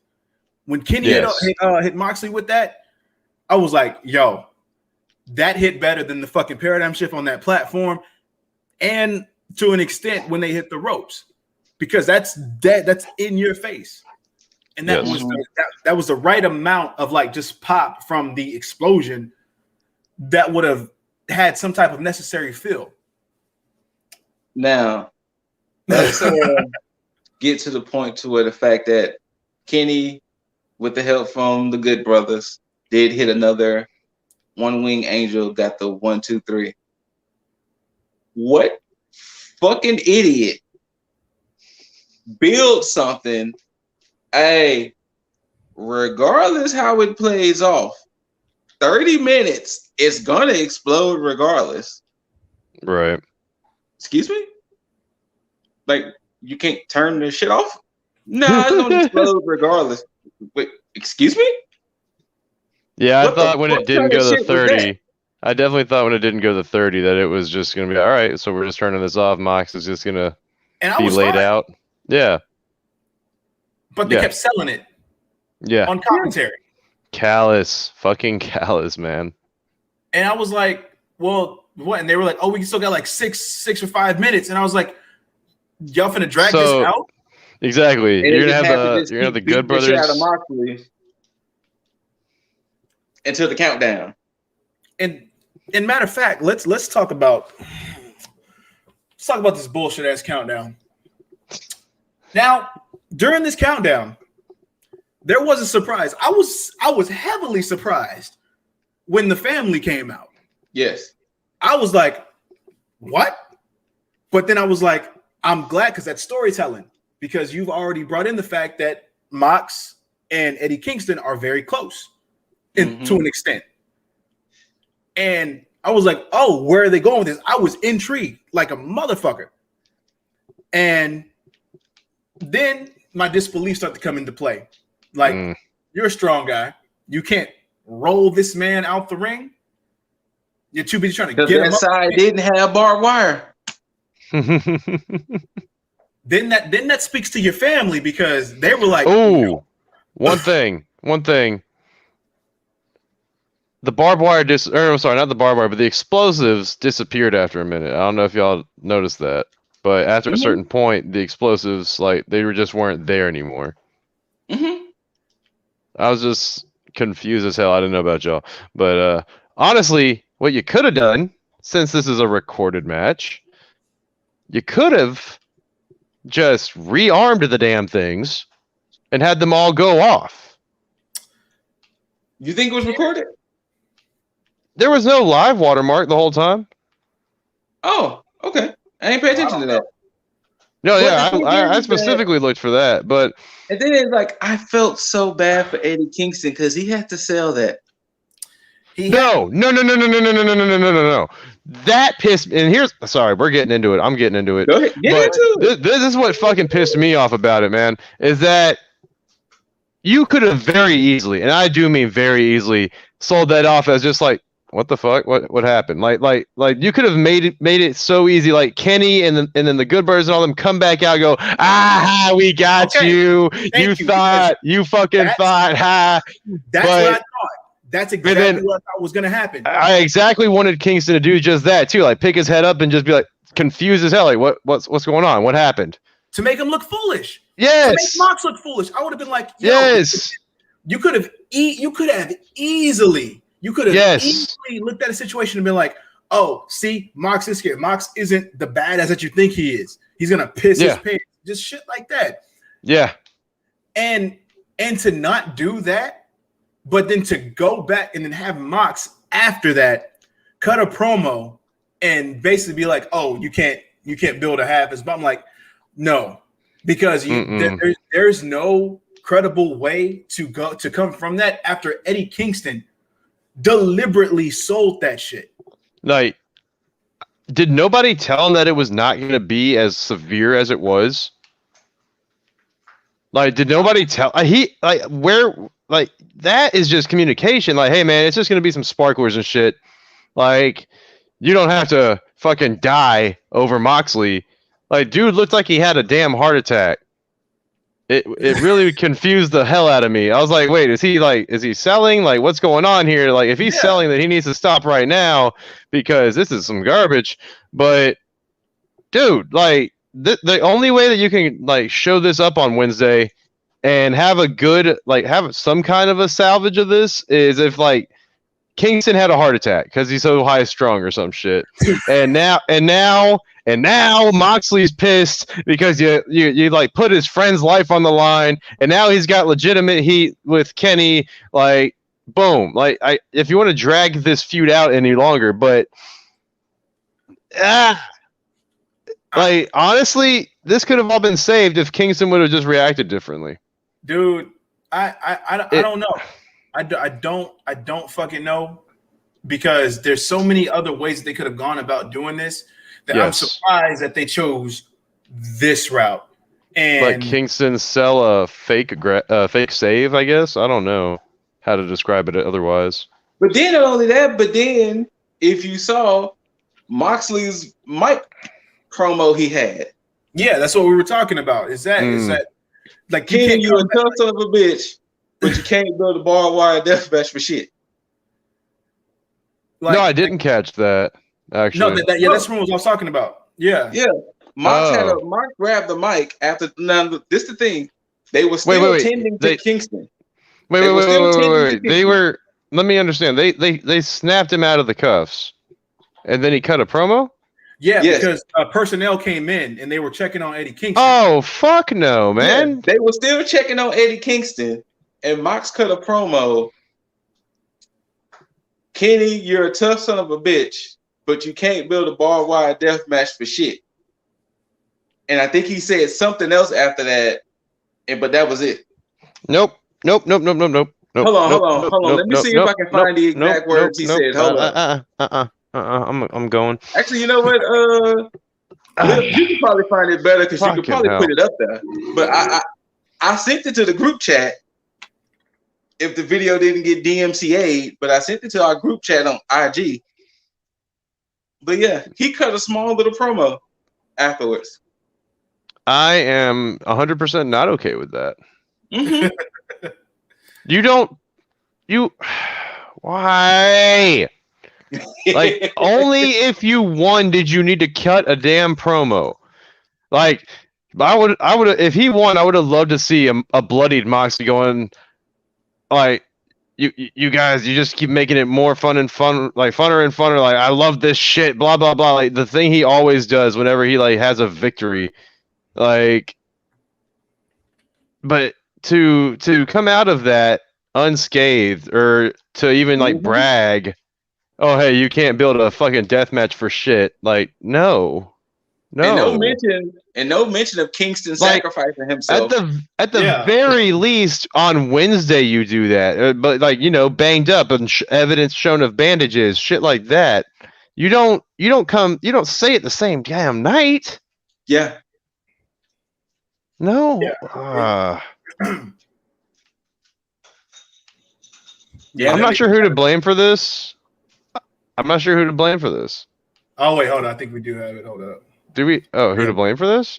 No, I mean, well, yeah, AEW is to blame for this. I mean, dude, usually, like, this is my thing with it. Like, they blow their pay-per-views out of the water every time. Mm-hmm. And this was by far their worst pay-per-view. I might agree with you on that. Like, yeah. I don't see a pay-per-view being worse than this. This is their official worst pay-per-view of AEW. Yeah, this should be it here.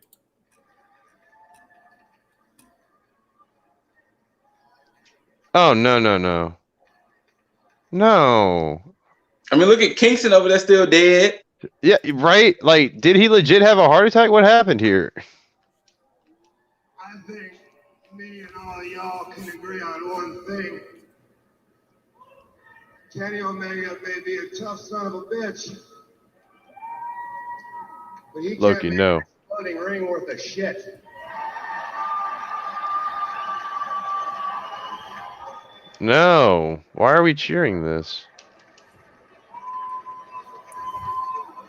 I heard people chant refund. I swear I heard people chant refund. I've seen more dangerous shit on ridiculousness on MTV with the.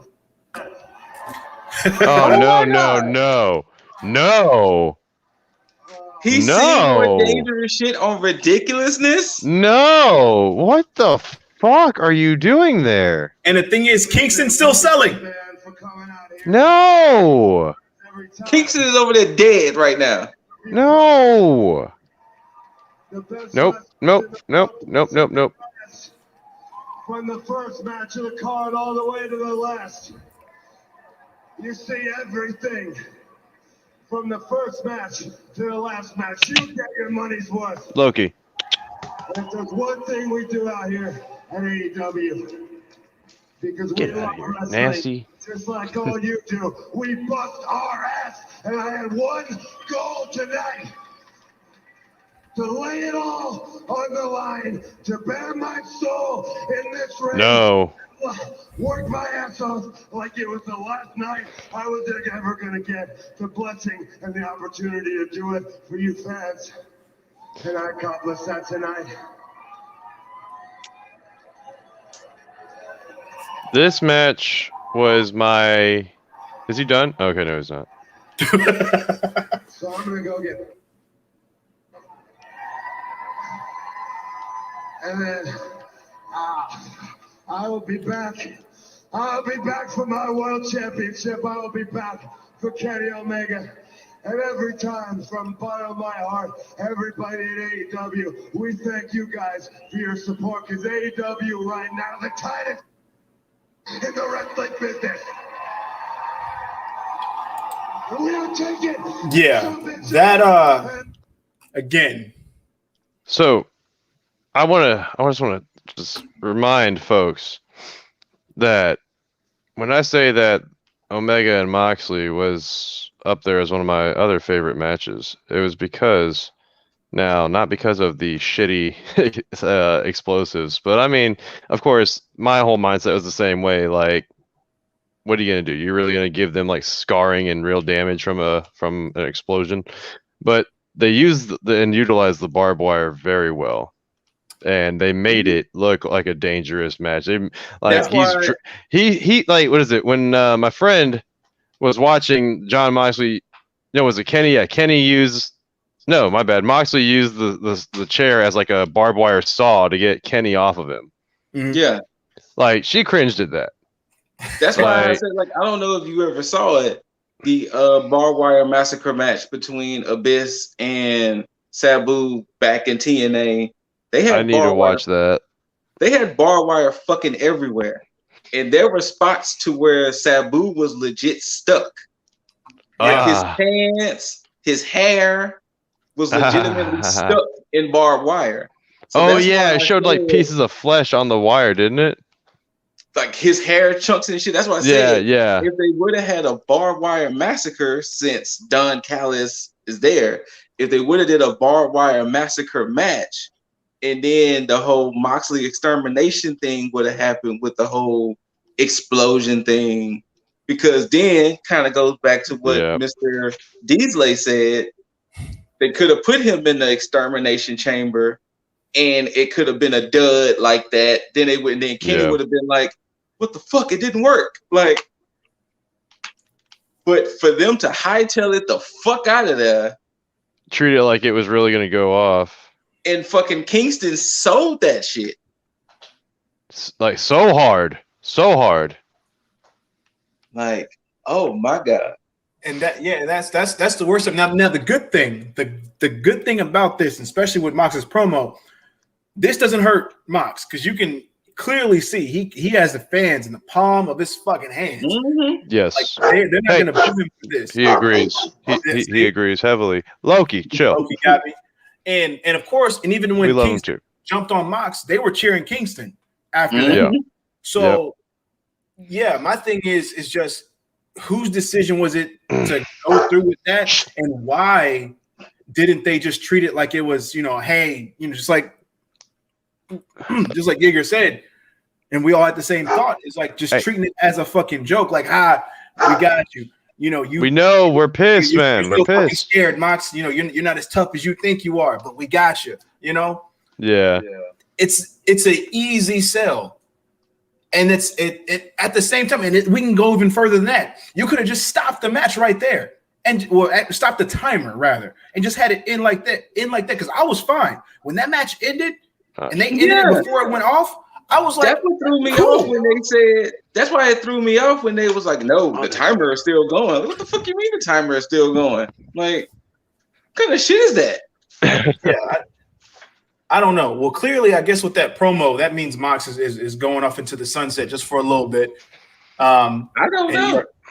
Well, because he's saying he's going to go, and when he comes back, now unless he pulls like he did last time and just wait about a month and then just come back out of nowhere. I think he needs to take that time, but I don't know if they're going to let that happen because of the fact, the shit with, unless Kingston gets to a situation where he's in a feud with Good Brothers and Kenny, and then Mox comes back. But I don't see the family having a face turn right now. I think they need to stay heels and stay on that turn on that trend. But we'll see. Just it's probably better to take Mox off TV for a bit. Figure out a way to rectify whatever the fuck happened at Revolution and move forward. They really need to figure that out. Yeah. I was going to say, you could actually salvage this like with some bullshit explanation but then you showed me Mox's promo and I was just like, I don't understand. So many people I saw on the internet going in on this. Oh, I'm sure. And I bet Cornette had a field day. You know what? I don't want to. I'm not mentally prepared to listen to that. I'm going to listen to it, and I'm going to hear what he had to say about Revolution altogether. I'm going to actually listen. Boy, I'm going to throw something at you. Yeah, chill out. And when we record Tag Me in, I'll let y'all know what he had to say. But cool. Yeah. Well, I mean, with that, Scoot, you got any closing thoughts on this overall pay-per-view? Sorry, guys. Once again, I do want to apologize to the whole Sting, Darby Allin, Team Taz match. I mean, y'all took a while to get there, but when it got there, y'all delivered. And like I said, it was my favorite match of the night. AEW, do something better once again with your female talent. I'm sorry, not female talent, with your women's talent. Do something better with the women of AEW because y'all have too many to keep doing the things y'all are doing. So please do something better with the women talent. Shame on y'all for that ending. Y'all literally Game of Thrones season 8 us with that ending.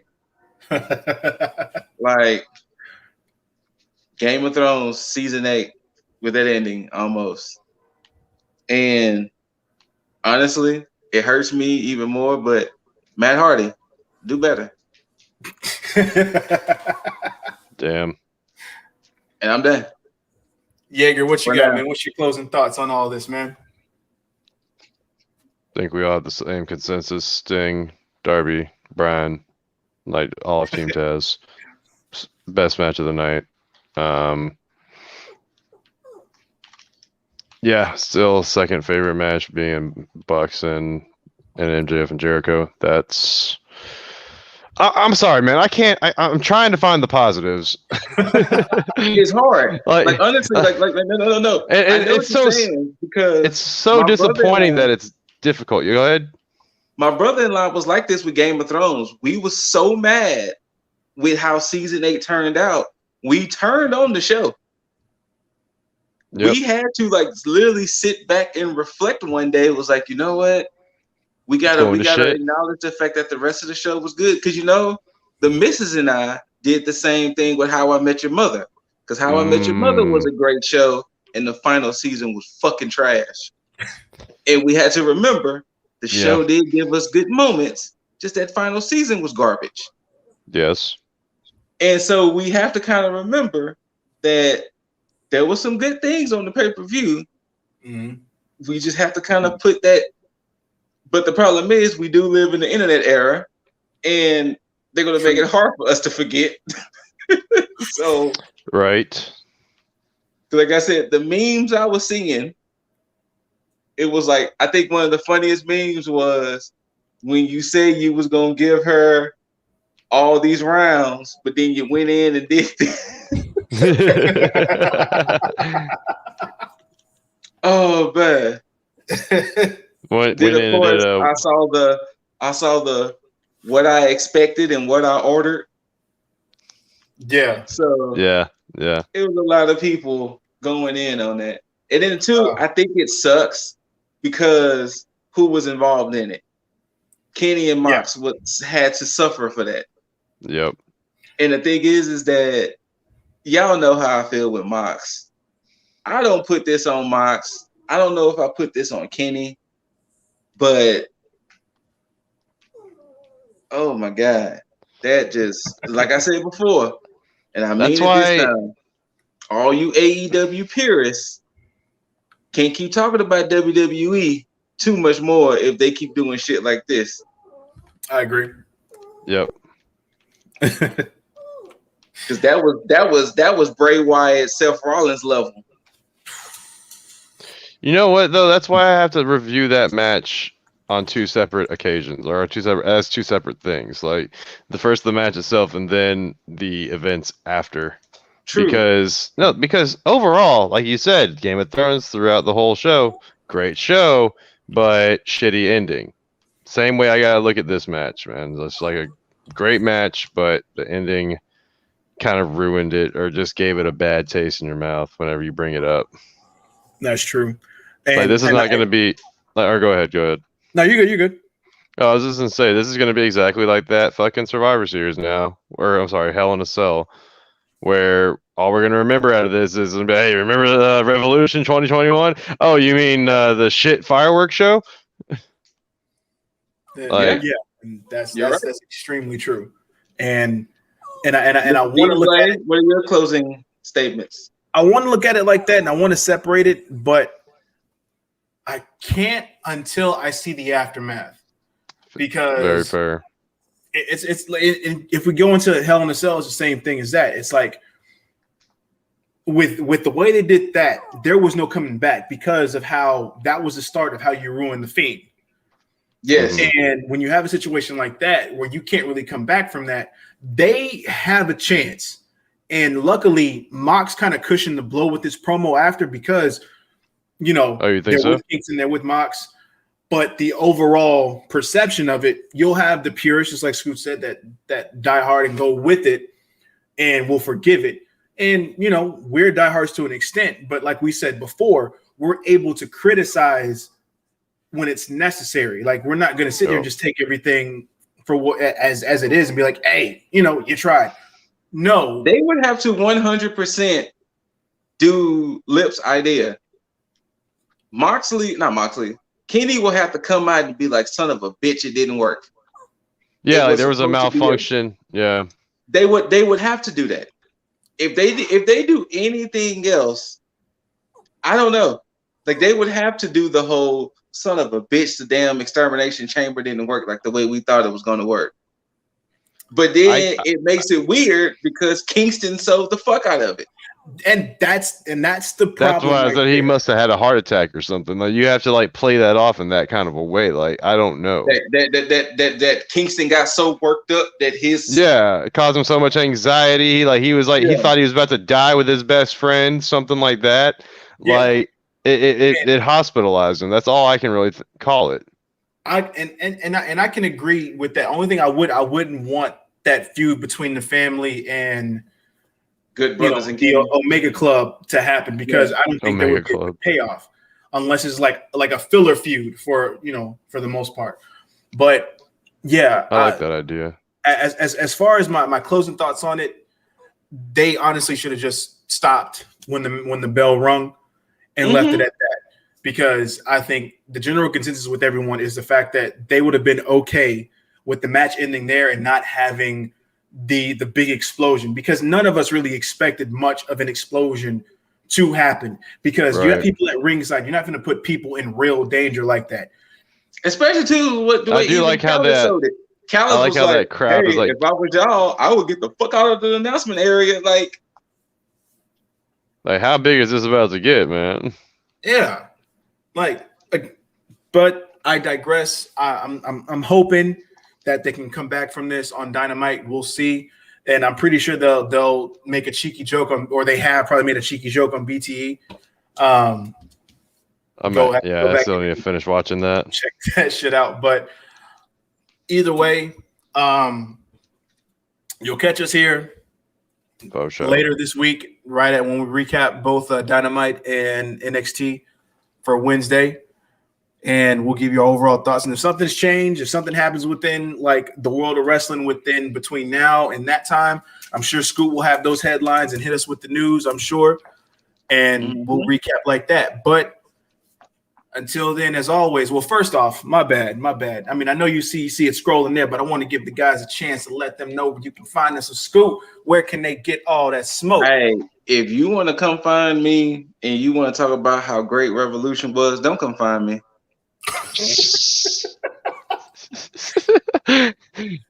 So if you want to look for me, don't look for me. Like, don't come find me. But it is at the ScooterRay. But don't come find me if you want to be all like, hey man, Revolution was the greatest pay-per-view in my life. Then you not fuck off. There was a lot of okay matches. There like was literally, I might really tell you to fuck, I literally might tell you to fuck off and then maybe block you. Because you need to think about what you done and said.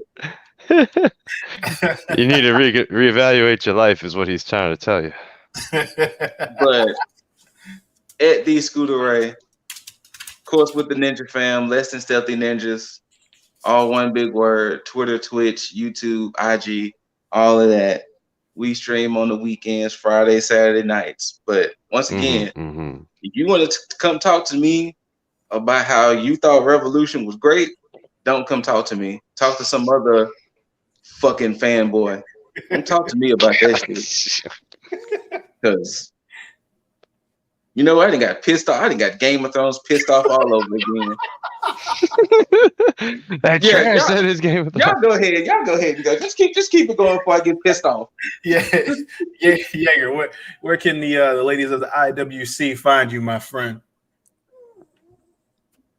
Ladies, Shotzi, y'all more than welcome to hit me up on the Xbox or the PlayStations at Yeager Bombastic. It's right there in the name. Boom.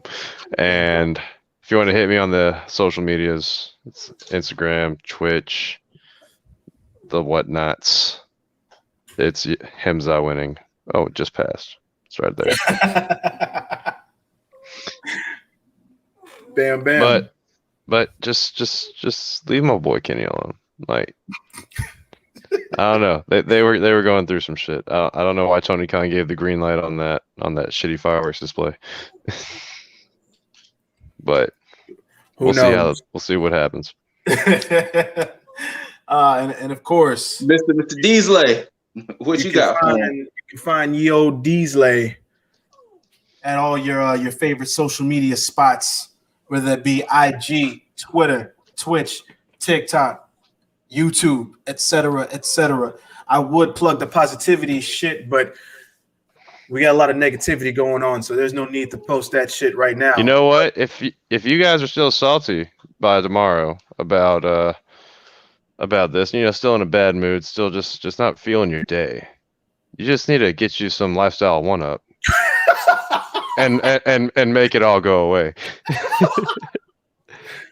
Well, hey, if I didn't say it, then good old Yeager said it. So yeah, lifestyle 1-Up, positivity.